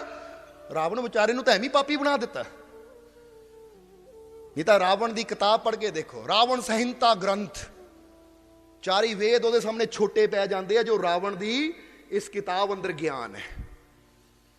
ਜ਼ਰਾ ਗੌਰ ਕਰਨਾ, ਕਿਸੇ ਦੇ ਜੀਵਨ ਨੂੰ ਬਿਨਾਂ ਜਾਣਿਆ, ਕਿਸੇ ਦੇ ਜੀਵਨ ਨੂੰ ਬਿਨਾਂ ਸਮਝਿਆ ਅਸੀਂ ਉੱਤੇ ਉਂਗਲੀ ਉਠਾਉਂਦੇ ਚਲੇ ਜਾਂਦੇ ਹਾਂ। ਇਹ ਅਗਿਆਨਤਾ ਦਾ ਕੰਮ ਹੈ। ਇਸ ਲਈ ਸਮਝੀਏ ਸਾਰੇ ਯੁੱਗ, ਕਿਹੜਾ ਕਲਯੁਗ, ਕਿਹੜਾ ਸਤਯੁਗ। ਕਿ ਸਤਯੁਗ 'ਚ ਪਰਮਾਤਮਾ ਦੇ ਨਾਮ 'ਚ ਬੜੀ ਤਾਕਤ ਸੀ, ਪ੍ਰਹਲਾਦ ਦੀ ਰੱਖਿਆ ਕੀਤੀ। ਔਰ ਅੱਜ ਅਸੀਂ ਨਾਮ ਜਪਦੇ, ਰੱਖਿਆ ਨਹੀਂ ਪਰਮਾਤਮਾ ਕਰਦਾ। ਕਿਉਂ ਨਹੀਂ ਕਰਦਾ? ਅੱਜ ਪ੍ਰਹਲਾਦ ਦੀ ਤਰ੍ਹਾਂ ਦਿਲੋਂ ਪ੍ਰੇਮ ਕਰਕੇ ਦੇਖੋ, ਅੱਜ ਵੀ ਪਰਮਾਤਮਾ ਦਾ ਨਾਮ ਤੁਹਾਡੀ ਰੱਖਿਆ ਕਰੇਗਾ। ਅੱਗ ਚਾਹੇ ਉਦੋਂ ਬਲਦੀ ਸੀ, ਅੱਗ ਚਾਹੇ ਅੱਜ ਬਲਦੀ ਹੈ। ਉਦੋਂ ਵੀ ਸੇਕ ਪੂਰਾ ਸੀ ਤਾਂ ਅੱਜ ਵੀ ਸੇਕ ਪੂਰਾ ਹੈ। ਅਗਰ ਹੱਥਾਂ ਲਾ ਕੇ ਦੇਖੋ ਨਾ ਹੱਥ ਸੜਿਆ ਤਾਂ ਫਿਰ ਕਿਉਂ। ਇਸੇ ਤਰ੍ਹਾਂ ਪਰਮਾਤਮਾ ਦੇ ਨਾਮ ਦੀ ਅਗਨ ਵੀ ਪੂਰੀ ਤਾਕਤ ਰੱਖਦੀ ਹੈ। ਫਰਕ ਪਰਮਾਤਮਾ ਦੇ ਨਾਮ 'ਚ ਨਹੀਂ ਹੈ, ਫਰਕ ਹੈ ਸਾਡੇ ਸਿਮਰਨ ਕਰਨ ਵਾਲੀ ਨੀਅਤ ਵਿੱਚ, ਫਰਕ ਹੈ ਸਾਡੇ ਸਿਮਰਨ ਕਰਨ ਵਾਲੇ ਹਿਰਦੇ ਵਿੱਚ। ਇਸੇ ਲਈ ਅਸੀਂ ਦੱਸ ਰਹੇ ਹਾਂ ਕਿ ਰੱਬ ਦੇ ਇਸ਼ਕ ਦਾ ਪੈਂਡਾ ਹੈ ਔਖਾ। ਇੱਥੇ ਕੰਮ ਨਾ ਕੋਈ ਵਪਾਰੀਆਂ ਦਾ, ਉਹੀ ਰੱਬ ਦੀ ਮੰਜ਼ਿਲ ਪਾ ਸਕਦਾ ਹੋਵੇ ਜਿਗਰਾ ਜਿਵੇਂ ਜੁਆਰੀਆਂ ਦਾ। ਜੁਆਰੀ ਬਣ ਕੇ ਸਭ ਕੁਝ ਦਾਅ ਤੇ ਲਾਣਾ ਪੈਂਦਾ ਹੈ। ਇਹ ਸਿਰ ਵੀ ਦਾਅ ਤੇ ਲਾਣਾ ਪੈਂਦਾ ਹੈ ਕਿ ਰੱਬਾ ਰੱਖ ਦਿੱਤਾ ਸਿਰ ਤੇਰੇ ਚਰਨਾਂ 'ਚ, ਹੁਣ ਚਾਹੇ ਰੱਖ ਲੈ ਚਾਹੇ ਮਾਰ ਲੈ, ਇਹ ਤੇਰਾ ਹੀ ਹੈ। ਮੈਂ ਸਿਰਫ ਦੇ ਰਿਹਾ ਹਾਂ, ਮੰਗ ਕੁਛ ਨਹੀਂ ਰਿਹਾ। ਜਿਹਦਾ ਦਾਦੂ ਜੀ ਨੇ ਕਿਹਾ कि जे मुझ होते लाख सिर तो लाखों देता भार, साईं दिया मुझे एक सिर सोंपू नाल प्यार। ਉਹ ਕਹਿੰਦੇ ਜੇ ਰੱਬਾ ਤੂੰ ਮੈਨੂੰ ਲੱਖਾਂ ਸਿਰ ਦੇ ਦਿੰਦਾ ਨਾ ਮੇਰੇ ਮਾਲਿਕ, ਤਾਂ ਮੈਂ ਲੱਖਾਂ ਸਿਰ ਵਾਰ ਦਿੰਦਾ, ਲੱਖਾਂ ਸਿਰ ਤੇ ਕੁਰਬਾਨ ਕਰ ਦਿੰਦਾ। ਪਰ ਤੂੰ ਮੈਨੂੰ ਇੱਕ ਸਿਰ ਦਿੱਤਾ ਹੈ, ਮੈਂ ਬੜੇ ਪਿਆਰ ਨਾਲ ਤੈਨੂੰ ਸੌਂਪ ਰਿਹਾ, ਇਹੀ ਰੱਖ ਲੈ, ਤੇਰਾ ਹੀ ਹੈ। ਆਸ਼ਿਕ ਸਿਰ ਦੇਣਾ ਚਾਹੁੰਦੇ ਹੈ ਤਾਂ ਦੁਨੀਆਦਾਰ ਸਿਰ ਬਚਾਉਣਾ ਚਾਹੁੰਦੇ ਆ ਕਿ ਰੱਬਾ ਮੇਰਾ ਸਿਰ ਬਚਾ ਲਈ, ਨੀਵਾਂ ਨਾ ਹੋਵੇ, ਮੇਰੀ ਪੱਗ ਨੂੰ ਮਿੱਟੀ ਨਾ ਲੱਗ ਜਾਵੇ। ਫਰੀਦਾ ਮੈਂ ਬੁਲਾਵਾ ਪੱਗ ਦਾ ਮਤ ਮੈਲੀ ਹੋ ਜਾਏ, ਜਿਹਲਾ ਰੂਹ ਨੇ ਜਾਣਾ ਹੀ ਤਾਂ ਸਿਰ ਵੀ ਮਿੱਟੀ ਖਾਏ। ਕਿ ਅੱਜ ਤੂੰ ਆਪਣੇ ਸਿਰ ਨੂੰ ਤਾਣ ਕੇ ਚੱਲਦਾ ਆ ਕਿਤੇ ਨੀਵਾਂ ਨਾ ਹੋ ਜਾਵੇ, ਇਹ ਤੇਰਾ ਅਹੰਕਾਰ ਹੈ। ਔਰ ਯਾਦ ਰੱਖ, ਜਿੰਨਾ ਮਰਜੀ ਸਿਰ ਤਾਣ ਕੇ ਚੱਲ ਲੈ, ਪਰ ਜਦੋਂ ਤੇਰੀ ਰੂਹ ਨੇ ਨਿਕਲਣਾ ਹੈ ਤਾਂ ਤੇਰੇ ਇਸੇ ਸਿਰ ਨੂੰ ਇਹ ਕੀੜੀਆਂ ਨੇ ਖਾਣਾ ਹੈ, ਇਹ ਮਿੱਟੀ 'ਚ ਹੀ ਜਾਣਾ ਹੈ, ਇਹ ਤੇਰੀ ਸਾਰੀ ਆਕੜ ਮਿੱਟੀ 'ਚ ਮਿਲ ਜਾਣੀ ਹੈ। ਕਹਿੰਦੇ ਨਾ ਸਿਕੰਦਰ ਦੀ ਜਦੋਂ ਮੌਤ ਹੋਈ, ਦਫਨਾਇਆ ਗਿਆ ਸਿਕੰਦਰ ਨੂੰ, ਤਾਂ ਉਹਦੀ ਕਬਰ ਤੇ ਉਹਦੀ ਮਾਂ ਬੈਠੀ ਰੋ ਰਹੀ ਹੈ। ਤਾਂ ਉੱਥੋਂ ਦੀ ਇੱਕ ਫਕੀਰ ਗੁਜ਼ਰੇ। ਜਦੋਂ ਫਕੀਰ ਗੁਜ਼ਰੇ, ਦੇਖਿਆ ਇੱਕ ਬਿਰਧ ਮਾਂ ਨੂੰ ਬਿਲਕਦਿਆਂ ਰੋਂਦਿਆਂ। ਫਕੀਰਾਂ ਨੇ ਪੁੱਛਿਆ, ਮਾਈ ਕਿਉਂ ਰੋ ਰਹੀ ਹੈ ਤੂੰ? ਇਹ ਸ਼ਾਹੀ ਕਬਰਸਤਾਨ ਜਿੱਥੇ ਕੋਈ ਆਮ ਬੰਦਾ ਨਹੀਂ ਦਫਨਾਇਆ ਜਾਂਦਾ, ਉੱਥੇ ਇੱਕ ਫਕੀਰ ਪਹੁੰਚ ਗਿਆ। ਸਿਕੰਦਰ ਦੀ ਮਾਂ ਰੋ ਰਹੀ ਹੈ ਬੈਠੀ ਕਬਰ ਤੇ, ਸ਼ਾਮ ਦਾ ਵੇਲਾ। ਤਾਂ ਫਕੀਰ ਨੇ ਕਿਹਾ, ਮਾਈ ਕਿਉਂ ਰੋ ਰਹੀ ਹੈ ਤੂੰ? ਕੌਣ ਹੈ ਤੂੰ ਜੋ ਇਸ ਕਬਰ ਤੇ ਬੈਠੀ ਰੋ ਰਹੀ ਹੈ? ਤਾਂ ਔਰਤ ਨੇ ਕਿਹਾ, ਮੈਂ ਸਿਕੰਦਰ ਦੀ ਮਾਂ ਆ। ਫਕੀਰ ਹੱਸੇ, ਕਹਿੰਦੇ ਕਿਹੜਾ ਸਿਕੰਦਰ? ਹੁਣ ਦੁਨੀਆ ਤੇ ਕੋਈ ਹਜ਼ਾਰਾਂ ਸਿਕੰਦਰ ਥੋੜੀ ਹੋਏ ਸੀ, ਇੱਕੋ ਹੀ ਤਾਂ ਸਿਕੰਦਰ ਸੀ ਜਿਹਨੇ ਪੂਰੀ ਦੁਨੀਆ ਨੂੰ ਜਿੱਤਿਆ। ਮਾਂ ਨੇ ਬੜੀ ਹੈਰਾਨੀ ਨਾਲ ਦੇਖਿਆ ਕਿ ਫਕੀਰ ਕੋਈ ਪਾਗਲ ਲੱਗਦਾ ਹੈ, ਤਾਂ ਇਦਾਂ ਕਹਿੰਦਾ ਕਿਹੜਾ ਸਿਕੰਦਰ, ਜਿੱਦਾਂ ਸਿਕੰਦਰ ਬਹੁਤ ਹੁੰਦੇ, ਹਜ਼ਾਰਾਂ ਹੀ ਹੁੰਦੇ ਆ, ਕਿਹੜਾ ਸਿਕੰਦਰ? ਉਹ ਕਹਿੰਦੀ, ਉਹ ਮੈਂ ਉਹ ਸਿਕੰਦਰ ਦੀ ਮਾਂ ਜਿਹਨੇ ਪੂਰੀ ਦੁਨੀਆ ਨੂੰ ਜਿੱਤਿਆ, ਸਮਰਾਟ ਸਿਕੰਦਰ, ਮੈਂ ਉਹਦੀ ਮਾਂ ਹਾਂ। ਤਾਂ ਫਕੀਰ ਹੱਸੇ, ਕਹਿੰਦੇ ਕਿਹੜਾ ਸਮਰਾਟ? ਕਿਹੜਾ ਸਮਰਾਟ ਦੀ ਤੂੰ ਗੱਲ ਕਰ ਰਹੀ ਹੈ ਮਾਈ? ਕਿਹੜੇ ਸਿਕੰਦਰ ਦੀ? ਤਾਂ ਉਹਨੇ ਆਪਣੇ ਬੇਟੇ ਦੀ ਮੋਹਰ, ਕਿਉਂਕਿ ਰਾਜਿਆਂ ਕੋਲ ਇੱਕ ਮੋਹਰ ਹੁੰਦੀ ਹੈ ਜਿਹੜੀ ਜਿੱਤੇ ਪਛਾਣ ਹੁੰਦੀ ਕਿ ਰਾਜਾ ਹੈ, ਉਹ ਅੰਗੂਠੀ ਉਹ ਦਿਖਾਈ, ਆਹ ਦੇਖ ਮੇਰਾ ਬੇਟਾ ਸਿਕੰਦਰ, ਆਹ ਉਹਦੀ ਮੋਹਰ ਜਿੱਥੇ ਲੱਗ ਜਾਂਦੀ ਸੀ ਪਤਾ ਵੀ ਨਹੀਂ ਹਿਲਦਾ ਸੀ। ਫਕੀਰ ਹੱਸੇ, ਕਹਿੰਦੇ ਆਪਣੀ ਝੋਲੀ ਝਾੜ ਦਿੱਤੀ ਫਕੀਰਾਂ ਨੇ। ਕਹਿੰਦੇ ਲੈ ਮਾਈ ਇਦਾਂ ਦੀਆਂ ਮੋਹਰਾਂ ਤਾਂ ਹਜ਼ਾਰੀਆਂ ਮੇਰੇ ਕੋਲ, ਦੇਖ ਲੈ ਤੂੰ ਕਿਹੜੇ ਸਿਕੰਦਰ ਦੀ ਗੱਲ ਕਰ ਰਹੀ ਹੈ? ਇਦਾਂ ਦੇ ਹਜ਼ਾਰਾਂ ਸਿਕੰਦਰ ਆਏ, ਹਜ਼ਾਰਾਂ ਹੀ ਮਿੱਟੀ 'ਚ ਮਿਲ ਗਏ। ਲੈ ਤੂੰ ਵੀ ਪਛਾਣ ਲਾ, ਹੀ ਮੋਹਰਾਂ ਆ। ਔਰ ਨਾਲੇ ਤੂੰ ਕਹਿੰਦੀ ਪੱਤਾ ਨਹੀਂ ਹਿਲਦਾ ਸੀ। ਜੇ ਪੱਤਾ ਨਹੀਂ ਹਿਲਦਾ ਸੀ ਤਾਂ ਅੱਜ ਉਹ ਜ਼ਮੀਨ ਦੇ ਥੱਲੇ ਕੀ ਕਰ ਰਿਹਾ ਹੈ? ਇਹ ਪੱਤਿਆਂ ਨੂੰ ਹਿਲਾਉਣ ਵਾਲਾ ਤਾਂ ਇੱਕੋ ਹੀ ਹੈ, ਉਹ ਪਰਮਾਤਮਾ, ਉਹ ਪ੍ਰਭੂ, ਉਹ ਨਿਰੰਕਾਰ। ਬੰਦਾ ਆਂਦਾ ਹੈ ਔਰ ਮਾਲਕ ਬਣ ਕੇ ਬਹਿ ਜਾਂਦਾ, ਯਾਨੀ ਕਿ ਮੈਂ ਹੀ ਹਾਂ ਰਾਜਾ, ਮੈਂ ਹੀ ਹਾਂ ਕਰਤਾ ਧਰਤਾ, ਮੈਂ ਹੀ ਹਾਂ ਬਾਦਸ਼ਾਹ। ਇਹ ਤਾਂ ਬੰਦੇ ਦਾ ਇੱਕ ਸਿਰਫ ਭਰਮ ਹੈ। एक बंदे दी झूठी तसल्ली है कि मेरा घर मेरा मकान, जिन्ना मर्जी मेरा मेरा कर ले, सबका मालिक एक। मालिक तो वही रहना है, तू जिन्ने मर्जी झूठे दावे कर ला। तेरी कहानी तो इदां ही है कि जिद्दां किते सोहनी जी गड्डी खड़ी होवे ना, बंदा ਉਹਦੇ ਕੋਲ खड़ के फोटो खिचा लैंदा और कह दिंदा मेरी गड्डी। ਉਹ बस उन्नी की गल है, फोटो तो ही है मेरी, पर असलीयत विच ਉਹਦਾ मालिक तो कोई हो रही है। इदां ही है कि बंदा भी तहसीले जाके जमीन की फोटो खिचा लैंदा है रजिस्ट्री ते, बंदा भी मकान की फोटो खिचा लैंदा तहसीलदार के पिछे खड़ के रजिस्ट्री ते, पर यह भुल जाता सिर्फ फोटोआं ही है, असली मालिक तो कोई होर है। ये जिन्नियां मर्जी खिचाई जा कोई फायदा नहीं, क्योंकि जिसले तेरी मौत आनी है तो तू 1 इंच जगह भी अपने नाल नहीं लै जानी। 3.5 हथ धरती तेरी, बहुतिया जगीरा वाले आ, पर असीं तो भी कहते कि वह भी 3.5 तुहाडी है नहीं, क्योंकि उत्थे भी पता नहीं किन्ने के साड़े जाते हैं। कोई एक तुहाडी थोड़ी लाश साड़ी जाती है 3.5 हथ धरती ते। एक शमशान दे विच मंच बनिया हुंदा है जिथे चिता सजाई जाती है, लकड़ा रखी जाती है, साड़िया जाता है, फिर वो राख इकट्ठी कर ली जाती है, तो उन्होंने कहते 3.5 हथ धरती, तो वह भी तुहाडी है कि तुहाडे तो बाद किसी चिता नहीं सड़नी। उत्थे हज़ारां दी सड़ी है तो बाद चों हज़ारां दी सड़नी है। वो 3.5 ते भी पता नहीं किन्ने ने कब्जा किया है, वो भी तेरी है नहीं। सो 3.5 भी कहना बड़ी गलत गल है कि बंदी तो इंच भर भी जगह दुनिया ते है नहीं। ये हर चीज का मालिक तो परमात्मा है, वो मालिक वो प्रभु है। इसलिए बंदे ने भरम पाले हुए अपने दिलो दिमाग च। इसलिए रब दे इश्क दा पैंडा है औखा, इत्थे कम ना कोई व्यापारियां दा, ओही रब दी मंजिल पा सकदा होवे जिगरा जिवें जुआरियां दा। दुनिया जित के कुछ भी मिलना नहीं, मुल पैंदा इश्क विच हारियां दा। हर साह नाल रब तो मंग, रब नूं मंगना कम है जिवें भिखारियां दा। साहिब शब्दां दी चोट करे रात दिने, रब्बा असर हो जाए चोटां मारियां दा। जरा गौर करना, साहिब शब्दां दी चोट करे रात दिने, यही दिन रात चोट कर रहे हैं। और काश परमात्मा करे कि साडियां जिहड़ियां सट्टां मार रहे हैं ना, चोटां मार रहे हैं, इन्हां दा असर हो जाए तुहाडे जीवन ते, ताकि तुहाडी ये जिंदगी तुहाडा जीवन बदल जाए। इसलिए इहदियां 2 लाइनां जिहड़ियां ये भी शब्द दियां समझ लईए जरा, कि दुनिया जित के कुछ भी मिलना नहीं, मुल पैंदा इश्क विच हारियां दा।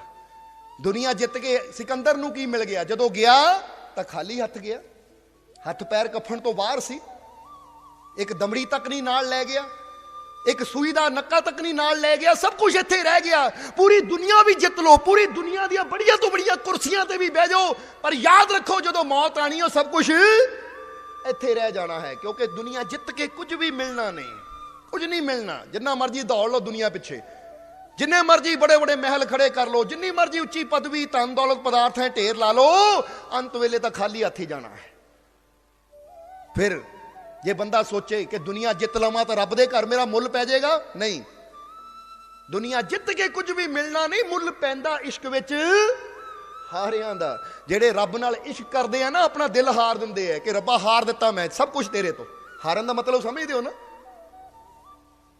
जिदा अमीर खुसरो ने कहा है कि मैं बाजी खेलूं खेलूं पिया के संग, कि मैं खेला अपने प्यारे दे नाल, कि जे मैं हार गई, हारी तो मोहे पिया मिलेंगे, जीती तो पी के संग। कि जे हार गई तो मैनू पिया मिलेगा, परमात्मा मिलेगा, प्रभु मिलेगा, और जे जिती तो पी के संग। ध्यान साडे वाल रखो, साडी तरफ देखो।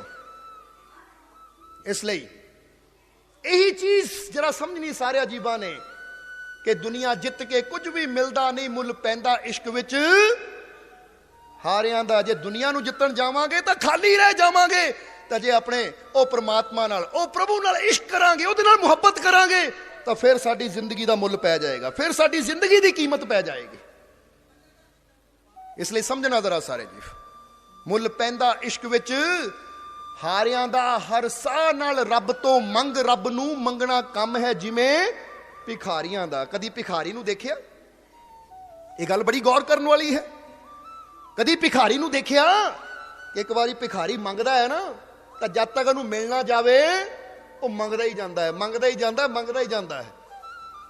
इसलिए कई बार तुसीं देखना ਜੇ ਭਿਖਾਰੀ ਮੰਗੇ ਤੁਸੀਂ ਇੱਕ ਵਾਰ ਨਾ ਕਰ ਦਿੰਦੇ, ਉਹ ਚਲਾ ਜਾਵੇ ਤਾਂ ਫਿਰ ਤੁਹਾਨੂੰ ਮਿਲੇ ਹੀ ਕੁਛ ਨਾ।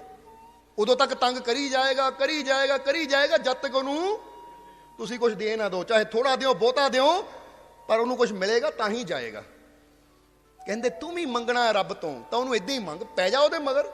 ਐ ਮਾਲਿਕ ਤੂੰ ਮਿਲੇ ਐਸੀ ਭਗਤੀ ਦੇ, ਤੂੰ ਮਿਲੇ ਐਸਾ ਪਿਆਰ, ਕਿ ਮੈਨੂੰ ਭਗਤੀ ਦੇਣੀ ਤਾਂ ਇਦਾਂ ਦੀ ਦੇ ਕਿ ਜਿਹਦੇ 'ਚ ਦੁਨੀਆ ਨਾ ਹੋਵੇ, ਕਿ ਮੈਂ ਭਗਤੀ ਕਰਾਂ ਤਾਂ ਮੈਨੂੰ ਕੋਈ ਸ਼ਕਤੀ ਮਿਲ ਜਾਵੇ, ਮੈਨੂੰ ਕੋਈ ਤਾਕਤ ਮਿਲ ਜਾਵੇ, ਮੈਂ ਹਵਾ ਚ ਉੜਨ ਲੱਗ ਜਾਵਾਂ, ਜਾਂ ਮੈਨੂੰ ਕੋਈ ਤਾਕਤ ਮਿਲ ਜਾਵੇ ਕਿ ਪਾਣੀ ਦੇ ਚੱਲਣ ਲੱਗ ਜਾਵਾਂ, ਜਾਂ ਮੈਂ ਤਾਕਤ ਮਿਲੇ ਕਿ ਅੱਗ 'ਚ ਖੜ ਜਾਵਾਂ। ਨਹੀਂ, ਮੈਨੂੰ ਇਦਾਂ ਦੀ ਤਾਕਤ ਨਹੀਂ ਚਾਹੀਦੀ, ਕੋਈ ਰਿੱਧੀ ਨਹੀਂ ਚਾਹੀਦੀ, ਕੋਈ ਸਿੱਧੀ ਨਹੀਂ ਚਾਹੀਦੀ, ਕੋਈ ਦੁਨੀਆ ਦਾ ਪਦਾਰਥ ਨਹੀਂ ਚਾਹੀਦਾ। ਅਗਰ ਦੇਣਾ ਹੈ ਤਾਂ ਤੂੰ ਮਿਲੇ ਐਸੀ ਭਗਤੀ ਦੇ। ਕੀ ਮੰਗਿਆ? ਕਿ ਜੇ ਭਗਤੀ ਦੇਣੀ ਹੈ ਤਾਂ ਐਸੀ ਭਗਤੀ ਦੇ ਕਿ ਮੈਨੂੰ ਤੂੰ ਮਿਲੇ, ਕਿਉਂਕਿ ਤੇਰੇ ਤੋਂ ਸਿਵਾ ਮੈਨੂੰ ਹੋਰ ਕੁਝ ਚਾਹੀਦਾ ਹੀ ਨਹੀਂ ਹੈ, ਤੂੰ ਮਿਲ ਜਾਵੇਂ। ਕਿਉਂਕਿ ਦੁਨੀਆ ਮਿਲ ਗਈ, ਹਵਾ ਚ ਉੜ ਵੀ ਲਿਆ ਤਾਂ ਪੰਛੀ ਉੜਦੇ ਕੀ ਕਰ ਲੈਂਦੇ ਐ। ਕਈ ਐਸੇ ਕੀਟ ਪਤੰਗੇ ਜਿਹੜੇ ਪਾਣੀ ਤੇ ਚੱਲ ਲੈਂਦੇ ਆ, ਕੀ ਹਾਸਿਲ ਹੋ ਜਾਂਦਾ ਹੈ? ਜੇ ਪਾਣੀ ਤੇ ਚੱਲਣ ਨਾਲ ਕੁਝ ਮਿਲਦਾ ਹੁੰਦਾ ਤਾਂ ਪਤੰਗਿਆਂ ਨੂੰ ਮਿਲ ਜਾਂਦਾ ਜਿਹੜੇ ਪਾਣੀ ਤੇ ਤੁਰਦੇ ਐ।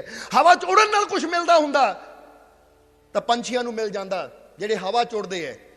ਬੰਦਾ ਕਹਿੰਦਾ ਮੈਂ ਹਵਾ ਚ ਉੜਾ, ਤਾਕਤ ਮਿਲੇ, ਤਾਂ ਜ਼ਰਾ ਗੌਰ ਕਰਨਾ, ਹਵਾ ਚ ਉੜ ਕੇ ਉਹੀ ਦਿਖਾਣਾ ਚਾਹੁੰਦੇ ਐ ਜਿਹੜੇ ਮਦਾਰੀ ਹੁੰਦੇ ਐ। ਸੰਤਾਂ ਦਾ ਕਰਮ ਨਹੀਂ ਹੁੰਦਾ ਇਹ। ਸੰਤ ਤਾਂ ਪਰਮਾਤਮਾ ਤੋਂ ਘੱਟ ਮੰਗਦੇ ਹੀ ਕੁਛ ਨਹੀਂ। ਉਹ ਕਹਿੰਦੇ ਸਾਨੂੰ ਨਹੀਂ ਚਾਹੀਦੀ ਕੋਈ ਤਾਕਤ ਸ਼ਕਤੀ, ਸਾਨੂੰ ਤਾਂ ਬਸ ਤੂੰ ਮਿਲ ਜਾਵੇਂ, ਕਿਉਂਕਿ ਜਿਹਨੂੰ ਤੂੰ ਮਿਲ ਗਿਆ ਜੀਵਨ ਉਹਦਾ ਸਫਲ ਹੈ, ਜ਼ਿੰਦਗੀ ਉਹਦੀ ਸਫਲ ਹੈ, ਸੰਸਾਰ ਤੇ ਆਣਾ ਉਹਦਾ ਸਫਲ ਹੈ। ਇਸ ਲਈ ਤੂੰ ਮਿਲੇ ਐਸੀ ਭਗਤੀ ਦੇ, ਉਹ ਭਗਤੀ ਦੇ ਕਿ ਮੈਨੂੰ ਤੂੰ ਮਿਲੇ, ਤੇਰੀ ਪ੍ਰਾਪਤੀ ਮੈਨੂੰ ਹੋ ਜਾਵੇ। ਤੂੰ ਮਿਲੇ ਐਸੀ ਭਗਤੀ ਦੇ, ਤੂੰ ਮਿਲੇ ਐਸਾ ਪਿਆਰ, ਔਰ ਪਿਆਰ ਵੀ ਉਹ ਹੋਵੇ ਜਿਸ ਚ ਮੈਨੂੰ ਤੂੰ ਮਿਲੇ। ਜਰਾ ਗੌਰ ਕਰਨਾ, ਪਿਆਰ ਚ ਵੀ ਮੈਂ ਦੁਨੀਆ ਨੂੰ ਨਹੀਂ ਮੰਗਦਾ, ਪਿਆਰ ਵੀ ਐਸਾ ਕਿ ਮੈਨੂੰ ਤੂੰ ਮਿਲ ਜਾਵੇਂ, ਤੇਰਾ ਦਰਸ਼ਨ ਹੋ ਜਾਵੇ, ਤੇਰੇ ਨਾਲ ਇਹ ਸੁਰਤੀ ਜੁੜ ਜਾਵੇ, ਤੇਰੇ ਨਾਲ ਤਾਰ ਜੁੜ ਜਾਵੇ, ਐਸਾ ਮੈਨੂੰ ਪਿਆਰ ਦੇ। ਤੂੰ ਮਿਲੇ ਐਸੀ ਭਗਤੀ ਦੇ, ਤੂੰ ਮਿਲੇ ਐਸਾ ਪਿਆਰ, ਤੂੰ ਮਿਲੇ ਐਸੀ ਸੁਰਤੀ ਦੇ, ਤਬ ਹੋ ਜੀਵਨ ਸਾਰ। ਔਰ ਸੁਰਤੀ ਵੀ ਮੈਨੂੰ ਉਹ ਦੇਵੀਂ, ਸੁਰਤੀ ਦਾ ਮਤਲਬ ਜਦੋਂ ਕਿਤੇ ਲੱਗਦੀ ਹੈ, ਕਈਆਂ ਦੀ ਦੁਨੀਆ ਨਾਲ ਲੱਗੀ ਹੈ, ਕਈਆਂ ਦੀ ਪਦਾਰਥਾਂ ਨਾਲ ਲੱਗੀ ਹੈ, ਕਈਆਂ ਦੀ ਸੰਸਾਰ ਨਾਲ ਲੱਗੀ ਹੈ, ਕਈਆਂ ਦੀ ਧੀਆਂ ਨਾਲ ਪੁੱਤਰਾਂ ਨਾਲ ਲੱਗੀ ਹੈ, ਕਈਆਂ ਦੀ ਕਿਤੇ ਕਈਆਂ ਦੀ ਕਿਤੇ, ਪਰ ਮੈਨੂੰ ਇਦਾਂ ਦੀ ਸੁਰਤੀ ਜੇ ਜਿਹੜੀ ਦੁਨੀਆ ਨਾਲ ਨਹੀਂ, ਤੇਰੇ ਨਾਲ ਲੱਗੇ, ਤੇਰੇ ਨਾਲ ਜੁੜੇ, ਸੰਸਾਰ ਨਾਲ ਨਹੀਂ। ਇਹ ਸੁਰਤੀ ਜੁੜੇ ਤਾਂ ਤੇਰੇ ਨਾਲ। ਜਿੱਦਾਂ ਇੱਕ ਯੋਰੀ ਹੁੰਦਾ ਹੈ ਨਾ, ਜਰਾ ਗੌਰ ਕਰਨਾ, ਕਿਸੇ ਫਕੀਰ ਤੋਂ ਰਾਜੇ ਨੇ ਪੁੱਛਿਆ ਸੀ ਕਿ ਮਹਾਰਾਜ ਪਰਮਾਤਮਾ ਕਿਹਨੂੰ ਮਿਲਦਾ ਹੈ? ਤਾਂ ਫਕੀਰ ਕਹਿੰਦੇ ਏਦਾਂ ਕਰ ਰਾਜਾ, ਇੱਕ ਹੀਰਾ ਲਿਆ। ਕਹਿੰਦੇ ਇੱਕ ਹੀਰਾ ਲਿਆਂਦਾ, ਕਹਿੰਦੇ ਹੁਣ ਨਕਲੀ ਹੀਰੇ ਮੰਗਾ ਲਾ, ਕਾਂਚ ਦੇ ਨਕਲੀ ਹੀਰੇ ਮੰਗਾ ਲਾ, ਜਿਹਨੂੰ ਆਪਾਂ ਅਮਰੀਕਨ ਡਾਇਮੰਡ ਕਹਿ ਦਿੰਦੇ ਹਾਂ, ਜਰਕਨ ਕਹਿ ਦਿੰਦੇ ਹਾਂ। ਉਹ ਨਕਲੀ ਹੁੰਦੇ, ਚਮਕਦੇ ਤਾਂ ਹੀਰੇ ਵਾਂਗੂ ਹੀ ਆ, ਪਰ ਹੁੰਦੇ ਨਕਲੀ। ਹੁਣ ਕਹਿੰਦੇ ਥਾਲ ਦੇ ਵਿੱਚ ਨਕਲੀ ਰੱਖ ਦਿੱਤੇ ਗਏ, ਨਕਲੀ ਰੱਖ ਦਿੱਤੇ ਗਏ, ਔਰ ਉਹਦੇ ਉੱਪਰ ਹੀ ਉਹ ਅਸਲੀ ਹੀਰਾ ਵੀ ਟਿਕਾ ਕੇ ਰੱਖ ਦਿੱਤਾ। ਕੋਈ ਦੇਖਣ ਵਾਲਾ ਦੇਖੇ ਤਾਂ ਇਦਾਂ ਲੱਗਦਾ ਜਾਂ ਤਾਂ ਸਾਰੇ ਅਸਲੀ ਹੈ ਜਾਂ ਸਾਰੇ ਨਕਲੀ ਹੈ। ਹੁਣ ਫਕੀਰਾਂ ਨੇ, ਕਿਉਂਕਿ ਰਾਜੇ ਨੂੰ ਜਵਾਬ ਦੇਣਾ ਸੀ, ਉਹ ਥਾਲ ਸਾਹਮਣੇ ਰੱਖ ਦਿੱਤਾ।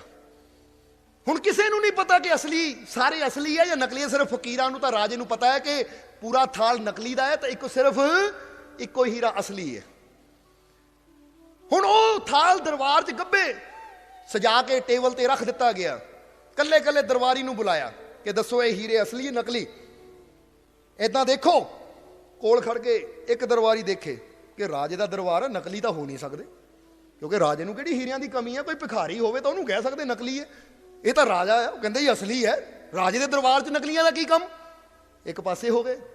ਦੂਜੇ ਨੂੰ ਪੁੱਛਿਆ, ਦੂਜੇ ਨੇ ਕਿਹਾ ਮਹਾਰਾਜ ਅਸਲੀ ਹੈ, ਕਿਉਂਕਿ ਰਾਜੇ ਦੇ ਦਰਬਾਰ 'ਚ ਨਕਲੀਆਂ ਦਾ ਕੀ ਕੰਮ? ਜਿਹੜਾ ਵੀ ਦੇਖੇ ਅਸਲੀ ਕਹਿੰਦਾ ਚਲਾ ਜਾਵੇ। ਰਾਜੇ ਨੂੰ ਖੁਸ਼ ਕਰਨ ਦੀ ਖਾਤਰ ਕਿ ਮਹਾਰਾਜ ਤੁਹਾਡਾ ਦਰਬਾਰ, ਤੁਹਾਨੂੰ ਕੋਈ ਹੀਰਿਆਂ ਦੀ ਕਮੀ, ਤੁਸੀਂ ਨਕਲੀ ਨੂੰ ਕੀ ਕਰਨਾ? ਅਸਲੀ ਹੈ ਸਾਰੇ, ਪੂਰਾ ਥਾਲ ਅਸਲੀਆਂ ਦਾ ਹੈ। ਤਾਂ ਰਾਜਾ ਫਕੀਰਾਂ ਵੱਲ ਦੇਖੇ, ਫਕੀਰ ਰਾਜੇ ਵੱਲ।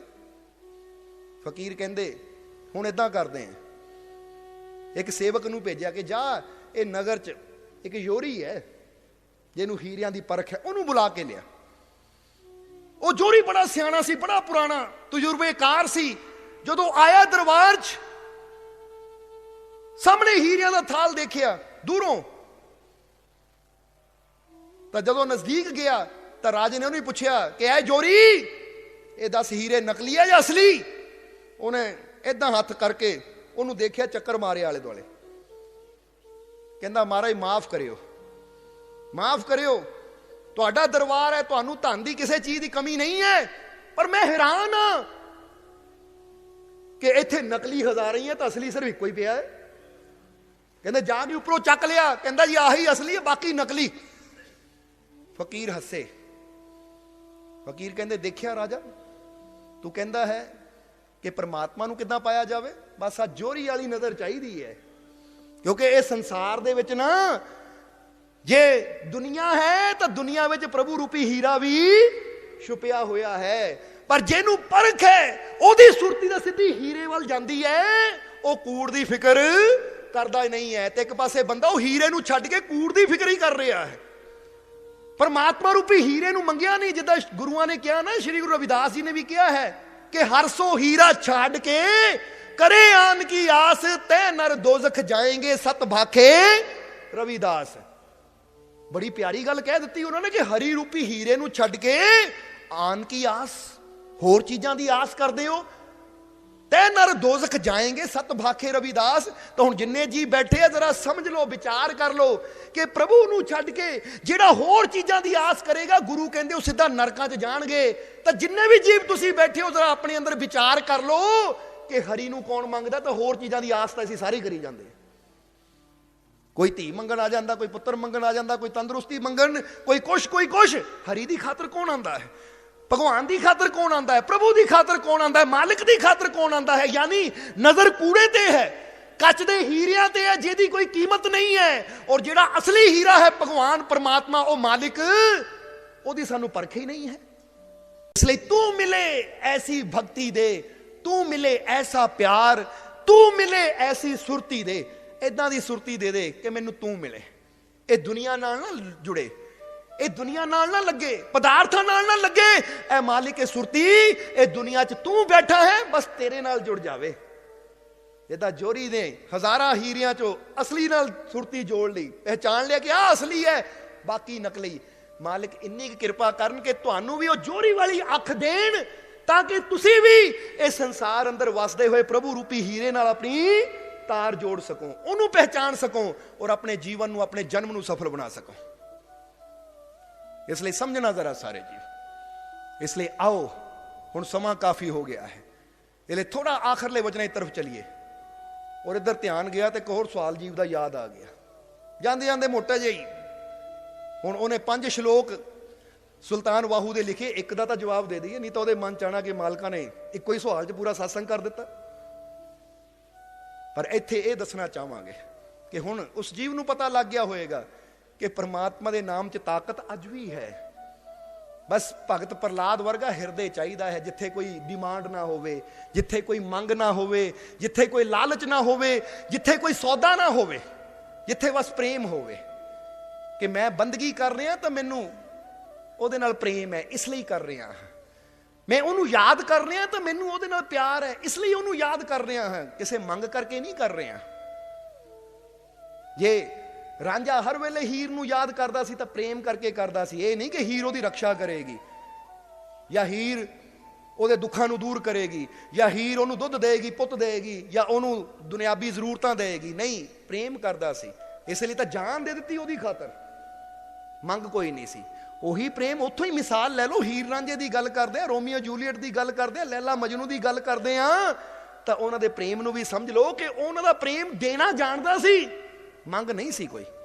और यही जदों प्रेम साडा साडे मालिक नाल हो गया तो फिर वो साडी भी संभाल जरूर करेगा, क्योंकि प्रेमी की रक्षा हर कोई करता है, प्रेमी नूं हर कोई बचांदा है। जरा समझना सारे जी। ਇੱਥੇ ਸਾਨੂੰ ਇੱਕ ਹੋਰ ਛੋਟੀ ਜਿਹੀ ਗੱਲ ਯਾਦ ਆ ਗਈ ਕਿ ਇੱਕ ਦਿਨ ਅਕਬਰ ਬਾਦਸ਼ਾਹ ਬੀਰਬਲ ਨੂੰ ਕਹਿ ਰਿਹਾ ਹੈ, ਕਹਿੰਦਾ ਬੀਰਬਲ ਬੜੀ ਹੈਰਾਨੀ ਦੀ ਗੱਲ ਲੱਗਦੀ ਹੈ ਕਿ ਸੁਣਿਆ ਹੈ ਕਿ ਭਗਤ ਪ੍ਰਹਲਾਦ ਨੂੰ ਸੁੱਟਿਆ ਗਿਆ ਤਾਂ ਰੱਬ ਆਪ ਆ ਗਿਆ ਬਚਾਉਣ ਵਾਸਤੇ। ਦੱਸ ਰੱਬ ਨੂੰ ਕੀ ਆਉਣ ਦੀ ਲੋੜ ਸੀ?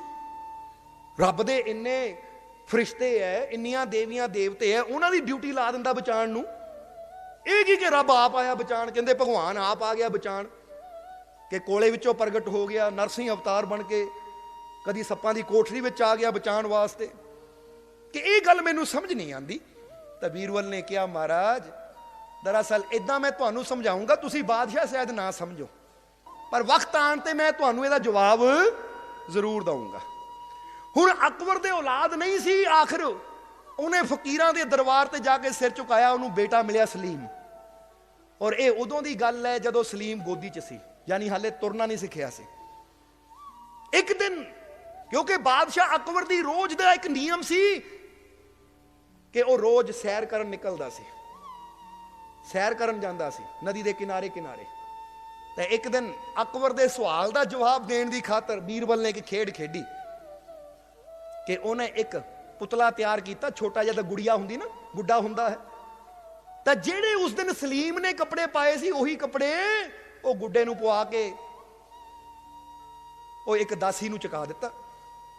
ਔਰ ਦਾਸੀ ਨੂੰ ਕੁਝ ਸਮਝਾਇਆ ਕਿ ਜਦੋਂ ਅਸੀਂ ਸੈਰ ਕਰਦੇ ਕਰਦੇ ਇੱਧਰ ਆਵਾਂਗੇ ਤਾਂ ਤੂੰ ਜਾਣ ਬੁੱਝ ਕੇ ਇਹ ਪੁਤਲੇ ਨੂੰ ਪਾਣੀ ਸੁੱਟ ਦੇ, ਜਾਣ ਬੁੱਝ ਕੇ, ਔਰ ਇਦਾਂ ਲੱਗੇ ਜਿੱਦਾਂ ਤੇ ਤੋਂ ਅਚਾਨਕ ਗਿਰਿਆ ਹੁੰਦਾ ਹੈ। ਐਕਟਿੰਗ ਕਰਨੀ ਹੈ ਤੂੰ ਕਿ ਇਦਾਂ ਫਿਸਲਣਾ ਹੈ ਜਿੱਦਾਂ ਤੇ ਤੋਂ ਗਿਰਿਆ, ਪਰ ਸੁੱਟਣਾ ਤੂੰ ਜਾਣ ਗਈ ਹੈ।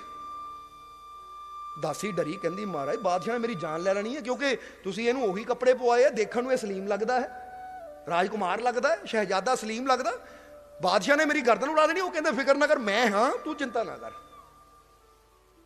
ਕਹਿੰਦੇ ਹੈ ਕਿ ਜਦੋਂ ਤੁਰਨ ਲੱਗੇ ਦਾਸੀ ਨੂੰ ਪਹਿਲੇ ਹੀ ਪੁਤਲਾ ਫੜਾ ਦਿੱਤਾ ਉਦਾਂ ਦੇ ਕੱਪੜੇ ਪਵਾ ਕੇ, ਕਿਉਂਕਿ ਉਹਨਾਂ ਦੇਖ ਲਿਆ ਕਿ ਸਲੀਮ ਦੇ ਆਹ ਕੱਪੜੇ ਪਾਏ ਆ। ਤਾਂ ਜਾਣ ਬੁੱਝ ਕੇ ਉਸ ਵੇਲੇ ਜਾਣ ਤੋਂ ਪਹਿਲਾਂ ਬੀਰਬਲ ਨੇ ਸਲੀਮ ਨੂੰ ਲਿਆਂਦਾ ਕਿ ਬਾਦਸ਼ਾਹ ਦੇਖ ਲਵੇ ਕਿ ਇਹ ਕੱਪੜੇ ਸਲੀਮ ਦੇ ਪਾਏ ਹੋਏ ਆ। ਗੋਦੀ 'ਚ ਦਿੱਤਾ ਕਿ ਲਓ ਮਹਾਰਾਜ, ਜਾਣ ਤੋਂ ਪਹਿਲਾਂ ਸ਼ਹਿਜ਼ਾਦੇ ਨੂੰ ਮਿਲ ਲਓ।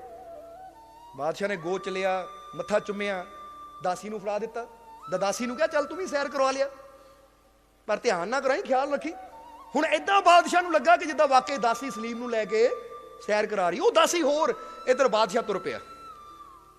ਚਲਦੇ ਚਲਦੇ ਜਦੋਂ ਨਦੀ ਕਿਨਾਰੇ ਪਹੁੰਚੇ ਤਾਂ ਬੀਰਬਲ ਨੇ ਦੂਰੋਂ ਹੀ ਕਿਹਾ, ਬਾਦਸ਼ਾਹ ਅਕਬਰ ਉਹ ਦੇਖੋ, ਲੱਗਦਾ ਦਾਸੀ ਸਲੀਮ ਨੂੰ ਸੈਰ ਕਰਵਾ ਰਹੀ ਹੈ। ਅਕਬਰ ਕਹਿੰਦਾ ਹਾਂ, ਤੂੰ ਕਿਹਾ ਤਾਂ ਸੀ ਕਿ ਸੈਰ ਕਰਵਾ ਲਿਆ,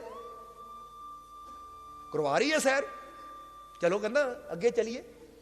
ਹੁਣ ਜਿੱਦਾਂ ਹੀ ਬਾਦਸ਼ਾਹ ਅੱਗੇ ਨੂੰ ਤੁਰਿਆ, ਹਾਲੇ ਕੋਈ ਤਕਰੀਬਨ 20-25 ਫੁੱਟ ਦੀ ਦੂਰੀ ਹੈ ਕਿ ਜਿੱਦਾਂ ਬੀਰਬਲ ਨੇ ਸਮਝਾਇਆ ਸੀ, ਦਾਸੀ ਦੀ ਪਿੱਠ ਹੈ ਉਧਰ ਨੂੰ, ਪਰ ਇੰਨਾ ਪਤਾ ਕਿ ਬੱਚਾ ਚੱਕਿਆ ਹੋਇਆ ਹੈ। ਅਚਾਨਕ ਉਹ ਫਿਸਲੀ ਔਰ ਬੱਚੇ ਨੂੰ, ਯਾਨੀ ਉਹ ਪੁਤਲੇ ਨੂੰ ਨਦੀ ਸੁੱਟਤਾ। ਜਿੱਦਾਂ ਹੀ ਅਕਬਰ ਨੇ ਦੇਖਿਆ, ਕਹਿੰਦਾ ਹਾਏ ਸਲੀਮ, ਦੌੜਿਆ ਔਰ ਜਾ ਕੇ ਨਦੀ ਛਾਲ ਮਾਰ ਕੇ ਉਹਨੂੰ ਕੱਢ ਲਿਆ ਬਾਹਰ। ਪਰ ਜਦੋਂ ਦੇਖਿਆ ਪੁਤਲਾ, ਅਕਬਰ ਕਹਿੰਦਾ ਇਹ ਕੀ ਮਜ਼ਾਕ, ਇਹ ਕੀ ਮਜ਼ਾਕ। ਬੀਰਬਲ ਕਹਿੰਦਾ ਮਹਾਰਾਜ ਮਾਫ ਕਰਿਓ, ਕਰਨਾ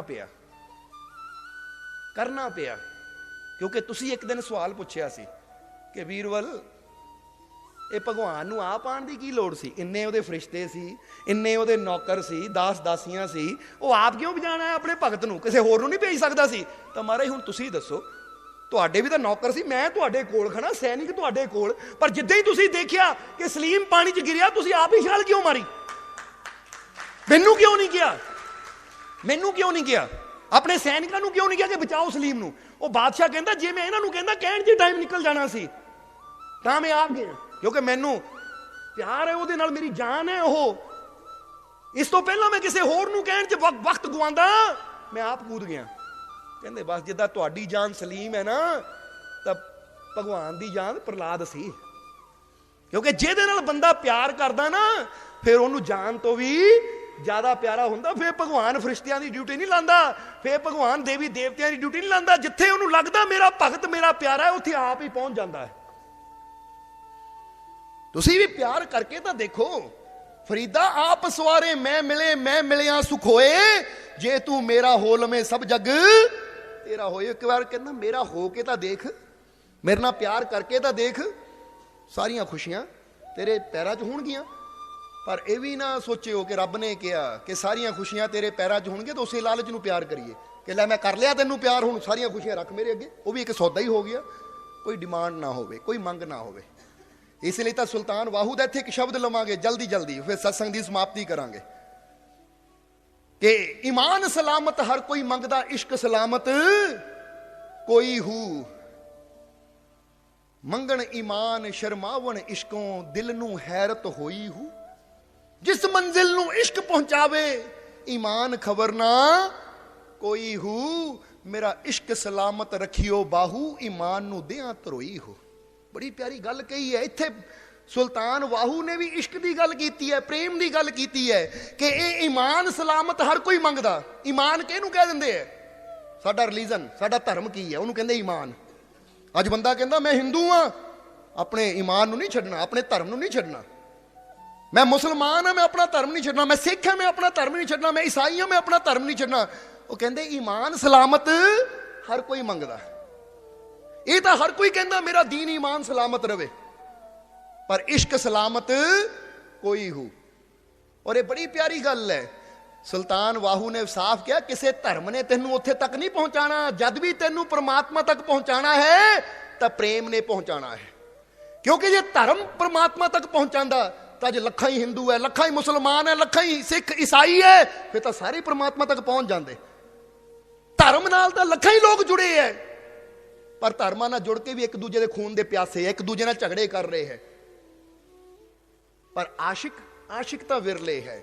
ਔਰ ਜਿਨ੍ਹਾਂ ਨੇ ਇਸ਼ਕ ਕੀਤਾ ਪਰਮਾਤਮਾ ਤੱਕ ਪਹੁੰਚੇ ਵੀ ਉਹੀ। ਇਸੇ ਲਈ ਤਾਂ ਕਿਹਾ ਗਿਆ ਜਿਨ ਪ੍ਰੇਮ ਕੀਓ ਤਿਨ ਹੀ ਪ੍ਰਭ ਪਾਇਓ। ਇਹ ਨਹੀਂ ਕਿਹਾ ਕਿ ਜੋ ਹਿੰਦੂ ਬਣਿਓ ਤਿਨ ਹੀ ਪ੍ਰਭ ਪਾਇਓ, ਜੋ ਮੁਸਲਮਾਨ ਬਣਿਓ ਤਿਨ ਹੀ ਪ੍ਰਭ ਪਾਇਓ, ਜੋ ਧਰਮ ਨੂੰ ਅਪਣਾਏਗਾ ਉਹੀ ਪ੍ਰਭ ਪਾਏਗਾ। ਨਹੀਂ, ਧਰਮ ਦੀ ਗੱਲ ਨਹੀਂ ਕੀਤੀ ਗੁਰੂਆਂ ਨੇ, ਪ੍ਰੇਮ ਦੀ ਗੱਲ ਕੀਤੀ। ਇਸੇ ਲਈ ਉਹਨਾਂ ਨੇ ਕਿਹਾ ਕਿ ਜੋਗੀ ਲੱਗੇ ਜੋਗ ਸਿਓ ਗਿਆਨੀ ਲਗੇ ਵਿਚਾਰ, ਨਾਨਕ ਪਾਇਆ ਭਗਤੀ ਸੇ ਜਾਂ ਕਾ ਪ੍ਰੇਮ ਆਧਾਰ। ਕਿ ਕੋਈ ਜੋਗ 'ਚ ਲੱਗਾ ਹੈ, ਕੋਈ ਵਿਚਾਰਾਂ 'ਚ ਲੱਗਾ ਹੈ, ਕੋਈ ਧਰਮਾਂ 'ਚ ਲੱਗਾ ਹੈ, ਔਰ ਮੈਂ ਤਾਂ ਪ੍ਰੇਮ 'ਚ ਪਾਇਆ। ਜਦੋਂ ਪ੍ਰੇਮ ਨਾਲ ਭਗਤੀ ਕੀਤੀ ਮੈਨੂੰ ਤਾਂ ਫਿਰ ਪਰਮਾਤਮਾ ਮਿਲਿਆ। ਨਾਨਕ ਪਾਇਆ ਭਗਤੀ ਸੇ ਜਾਂ ਕਾ ਪ੍ਰੇਮ ਆਧਾਰ। ਜੇ ਤੁਸੀਂ ਸੋਚੋ ਕਿ ਮੈਂ ਹਿੰਦੂ ਹਾਂ, ਮੁਸਲਮਾਨ ਬਣ ਜਾਵਾਂ ਤਾਂ ਰੱਬ ਮਿਲੇਗਾ, ਤਾਂ ਫਿਰ ਚਾਹੇ ਹਿੰਦੂ ਰਹੋ, ਮੁਸਲਮਾਨ ਬਣੋ, ਉਹ ਰੱਬ ਨਾਲ ਕੋਈ ਮਤਲਬ ਨਹੀਂ ਹੈ। ਕਿਉਂਕਿ ਉਹ ਸਿਰਫ ਤੁਹਾਡੀ ਬੁੱਧੀ ਨਾਲ ਮਤਲਬ ਹੈ। ਕਈ ਵਾਰ ਅਸੀਂ ਦੱਸਿਆ, ਅੱਜ ਵੀ ਦੱਸਣਾ ਚਾਹਾਂਗੇ ਥੋੜਾ ਜਿਹਾ, ਕਿ ਜਿੰਨੇ ਧਰਮ ਨੇ ਸਾਡੇ ਦਿਮਾਗ 'ਚ ਹੈ ਔਰ ਪਰਮਾਤਮਾ ਸਾਡੇ ਹਿਰਦੇ 'ਚ ਹੈ। ਇਸ ਲਈ ਇਹ ਗੱਲ ਦਾ ਖਿਆਲ ਰੱਖਣਾ। ਧਰਮ ਦਿਮਾਗ 'ਚ ਕਿਉਂ ਹੈ? ਕਿਉਂਕਿ ਇੱਕ ਬੰਦਾ ਹਿੰਦੂ ਹੈ, ਮੰਤਰ ਯਾਦ ਕਰਕੇ ਪੂਜਾ ਕਰ ਲੈਂਦਾ ਹੈ, ਫਿਰ ਉਹੀ ਬੰਦਾ ਮੁਸਲਮਾਨ ਬਣ ਗਿਆ, ਕਲਾਮ ਯਾਦ ਕਰਕੇ ਨਮਾਜ਼ ਪੜ੍ਹ ਲਏਗਾ। ਔਰ ਮੰਤਰ ਵੀ ਦਿਮਾਗ ਨਾਲ ਯਾਦ ਕੀਤੇ ਜਾਂਦੇ, ਕਲਾਮ ਵੀ ਦਿਮਾਗ ਨਾਲ ਯਾਦ ਕੀਤੇ ਜਾਂਦੇ ਹੈ। ਫਰਜ਼ ਕਰੋ ਸਵੇਰੇ ਇੱਕ ਹਿੰਦੂ ਹੈ, ਦੁਪਹਿਰ ਨੂੰ ਮੁਸਲਮਾਨ ਬਣ ਗਿਆ, ਕੀ ਬਦਲਿਆ? ਉਹਦੀ ਚਮੜੀ ਬਦਲ ਗਈ, ਉਹਦੀ ਸ਼ਕਲ ਬਦਲ ਗਈ, ਉਹਦਾ ਬਲੱਡ ਗਰੁੱਪ ਬਦਲ ਗਿਆ, ਉਹਦੀਆਂ ਹੱਡੀਆਂ ਬਦਲ ਗਈਆਂ। ਕੀ ਬਦਲਿਆ? ਬਦਲੀ ਤਾਂ ਸਿਰਫ ਉਹਦੀ ਸੋਚ, ਕਿ ਪਹਿਲਾਂ ਸਵੇਰੇ ਉਹ ਹਿੰਦੂ ਦੀ ਤਰ੍ਹਾਂ ਸੋਚਦਾ ਸੀ, ਦੁਪਹਿਰ ਨੂੰ ਮੁਸਲਮਾਨ ਦੀ ਤਰ੍ਹਾਂ ਸੋਚਣ ਲੱਗ ਗਿਆ। ਸਵੇਰੇ ਉਹ ਰਾਮ ਰਾਮ ਕਹਿੰਦਾ ਸੀ, ਦੁਪਹਿਰ ਨੂੰ ਅੱਲਾ ਅੱਲਾ ਕਹਿਣ ਲੱਗ ਪਿਆ। ਇਹ ਸਿਰਫ ਬਦਲੀ ਉਹਦੀ ਸੋਚ। ਫਿਰ ਉਹੀ ਬੰਦਾ ਦੁਪਹਿਰ ਨੂੰ ਮੁਸਲਮਾਨ ਸੀ, ਸ਼ਾਮ ਨੂੰ ਈਸਾਈ ਬਣ ਜਾਵੇ ਤਾਂ ਕੀ ਬਦਲਿਆ? ਸਿਰਫ ਕੱਪੜਾ ਬਦਲ ਗਿਆ, ਨਾ ਹੱਡੀ ਬਦਲੀ, ਨਾ ਖੂਨ ਬਦਲਿਆ, ਨਾ ਮਾਸ ਬਦਲਿਆ, ਕੋਈ ਚੀਜ਼ ਨਹੀਂ ਬਦਲੀ। ਉੱਪਰਲਾ ਕੱਪੜਾ ਬਦਲ ਗਿਆ ਔਰ ਸੋਚਣ ਵਾਲੀ, ਸਮਝਣ ਵਾਲੀ ਜਿਹੜੀ ਗੱਲ ਸੀ ਉਹ ਬਦਲ ਗਈ। ਕਿ ਦੁਪਹਿਰੇ ਮੁਸਲਮਾਨ ਦੀ ਤਰ੍ਹਾਂ ਸੋਚਦਾ ਸੀ, ਅੱਲਾ ਕਹਿੰਦਾ ਸੀ, ਸ਼ਾਮ ਨੂੰ ਗੋਡ ਕਹਿਣ ਲੱਗ ਪਿਆ। ਦੁਪਹਿਰੇ ਐਂ ਕਰਦਾ ਸੀ ਤਾਂ ਸ਼ਾਮ ਨੂੰ ਐਂ ਕਰਨ ਲੱਗ ਗਿਆ। ਫਰਕ ਕੀ ਪਿਆ? ਸਿਰਫ ਸੋਚ ਨੂੰ ਫਰਕ ਪਿਆ। ਇਹ ਜਿੰਨੇ ਵੀ ਧਰਮ ਹੈ ਇਹ ਸਾਡੀ ਸੋਚ ਵਿੱਚ ਹੈ। ਇਸੇ ਲਈ ਸਾਡੀਆਂ ਸੋਚਾਂ ਅਲੱਗ-ਅਲੱਗ ਹੋ ਸਕਦੀਆਂ ਹੈ, ਕਿਉਂਕਿ ਇਹ ਅਸੀਂ ਆਪ ਪੈਦਾ ਕੀਤੀਆਂ ਹੈ, ਪਰ ਪਰਮਾਤਮਾ ਸਾਡੇ ਦਿਲ 'ਚ ਹੈ। ਇਸ ਲਈ ਸਾਡਾ ਸਾਰਿਆਂ ਦਿਲ ਇੱਕੋ ਹੀ ਤਰ੍ਹਾਂ ਦਾ ਹੈ ਔਰ ਇੱਕੋ ਹੀ ਢੰਗ ਨਾਲ ਧੜਕਦਾ ਹੈ। ਦਿਲ ਦੀ ਆਵਾਜ਼ ਸਾਰਿਆਂ ਦੀ ਇੱਕੋ ਹੀ ਹੈ, ਧੱਕ ਧੱਕ ਧੱਕ ਧੱਕ, ਔਰ ਦਿਮਾਗ ਦੀ ਆਵਾਜ਼ ਸਾਰਿਆਂ ਦੀ ਅਲੱਗ-ਅਲੱਗ ਹੈ। ਕਿਉਂਕਿ ਸੋਚ ਸਾਨੂੰ ਦੁਨੀਆ ਦਿੰਦੀ ਹੈ, ਦਿਲ ਸਾਨੂੰ ਪਰਮਾਤਮਾ ਦਿੰਦਾ ਹੈ। ਔਰ ਜਿਹੜੀ ਚੀਜ਼ ਸਾਨੂੰ ਪ੍ਰਭੂ ਦਿੰਦਾ ਹੈ ਉਹ ਇੱਕੋ ਹੀ ਹੋਏਗੀ ਸਾਡੇ ਸਾਰਿਆਂ ਕੋਲ। ਤਾਂ ਜਿਹੜੀ ਦੁਨੀਆ ਦੇਗੀ ਤਾਂ ਦੁਨੀਆ ਦਾ ਕੰਮ ਹੀ ਹੈ ਲੋਕਾਂ ਨੂੰ ਲੜਾਓ ਤਾਂ ਰਾਜ ਕਰੋ। ਕਹਿੰਦੇ ਨਾ, ਫੁੱਟ ਪਾਓ ਤਾਂ ਰਾਜ ਕਰੋ। ਇਹ ਨੀਤੀ ਹੈ। ਧਰਮਾਂ ਦੇ ਨਾਂ ਤੇ ਲੜਾਈ ਜਾਵਾਂਗੇ ਤਾਂ ਫੇਰ ਹੀ ਨੇਤਾਵਾਂ ਨੂੰ ਵੋਟ ਮਿਲਣਗੇ, ਫੇਰ ਹੀ ਉਹਨਾਂ ਦੀ ਜਿੱਤ ਹੋਏਗੀ।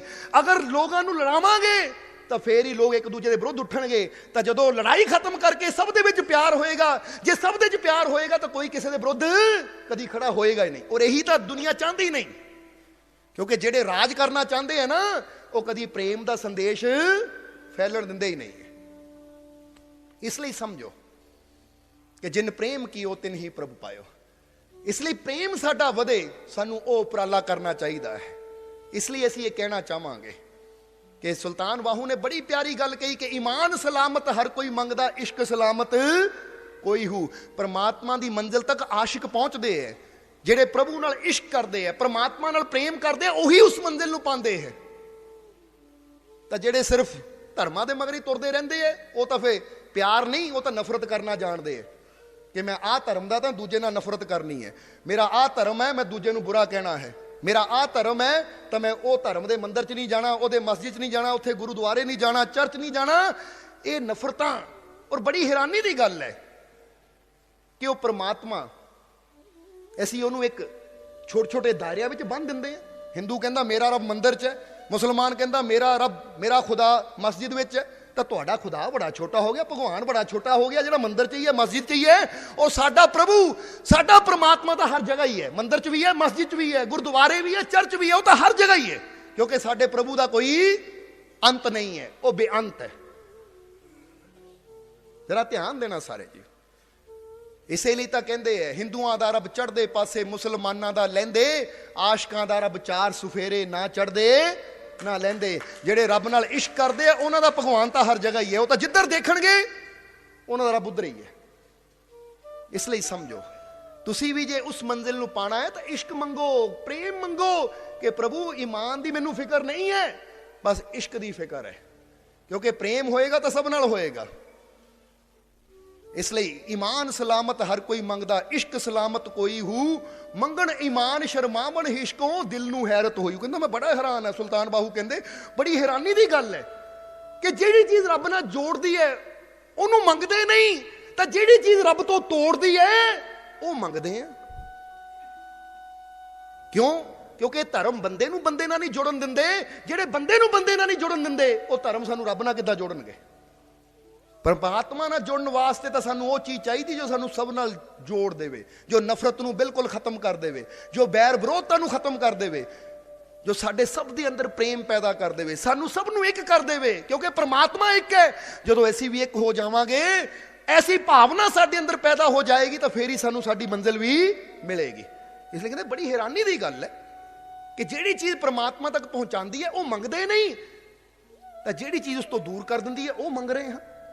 मंगण ईमान शर्मावण इश्कों दिल नू हैरत होई हो। पर जिस मंजिल नू इश्क पहुंचावे ईमान खबर ना कोई हो। कहंदे भी याद रख के जेड़ी मंजिल ते तेनू इश्क ने लै जाना है, तेरे प्रेम ने लै जाना है, वो मंजिल ते तेनू कोई धर्म नहीं लैके जाएगा, तेरा ईमान नहीं लैके जाएगा।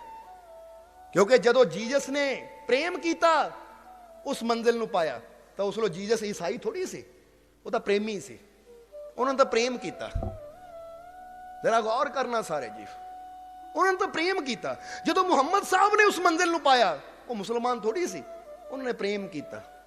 बाकी धर्म तो बाद चो नाम लैके कर दिते कि मुहम्मद नू मनने वाले मुस्लिम, ईसा नू मनने वाले ईसाई। वो तो नाम दे नाल ही, क्योंकि मीम माँ तो मुहम्मद, माँ तो मुसलमान, ई तो ईसा, ई तो ईसाई। वो तो बाद चो एक वो चल गई कि इनू मनन वाला आ हो गया। बोलो समझते हो कि नहीं सारे जी?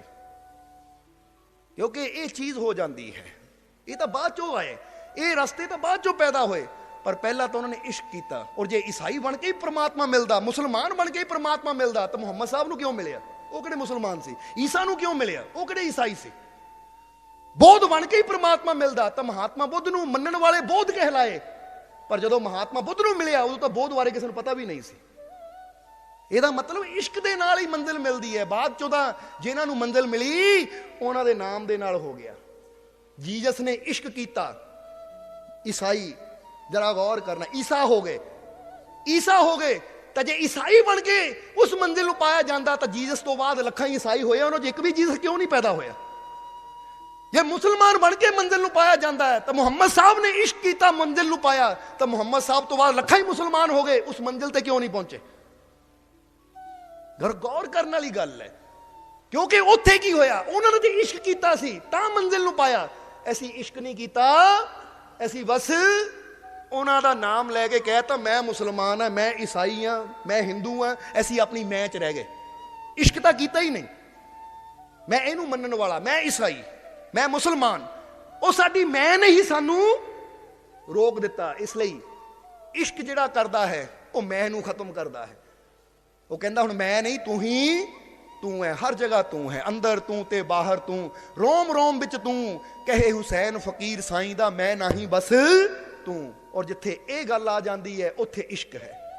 ਇਸ ਲਈ ਜਿਸ ਮੰਜ਼ਿਲ ਨੂੰ ਇਸ਼ਕ ਪਹੁੰਚਾਵੇ, ਈਮਾਨ ਖਬਰ ਨਾ ਕੋਈ ਹੂ, ਇਸ਼ਕ ਸਲਾਮਤ ਰੱਖਿਓ ਬਾਹੂ, ਈਮਾਨ ਨੂੰ ਦਿਆਂ ਧਰੋਈ ਹੂ। ਉਹ ਕਹਿੰਦੇ ਈਮਾਨ ਨੂੰ ਮੈਂ ਚੱਕ ਕੇ ਮਾਰਦਾ, ਛੱਡਦਾ, ਇੱਕ ਪਾਸੇ ਕਰਦਾ ਹਾਂ, ਬਸ ਮੇਰਾ ਇਸ਼ਕ ਸਲਾਮਤ ਰਵੇ, ਈਮਾਨ ਨੂੰ ਧਰੋਂਦਾ ਹਾਂ। ਜਿੱਦਾਂ ਕਹਿੰਦਾ ਕਿਸੇ ਚੀਜ਼ ਨੂੰ ਚੱਕ ਕੇ ਨਾ ਰੱਖ ਦਿੱਤਾ ਇੱਕ ਪਾਸੇ, ਮੈਨੂੰ ਇਹਦੀ ਫਿਕਰ ਨਹੀਂ ਹੈ, ਮੈਨੂੰ ਫਿਕਰ ਹੈ ਇਸ਼ਕ ਦੀ।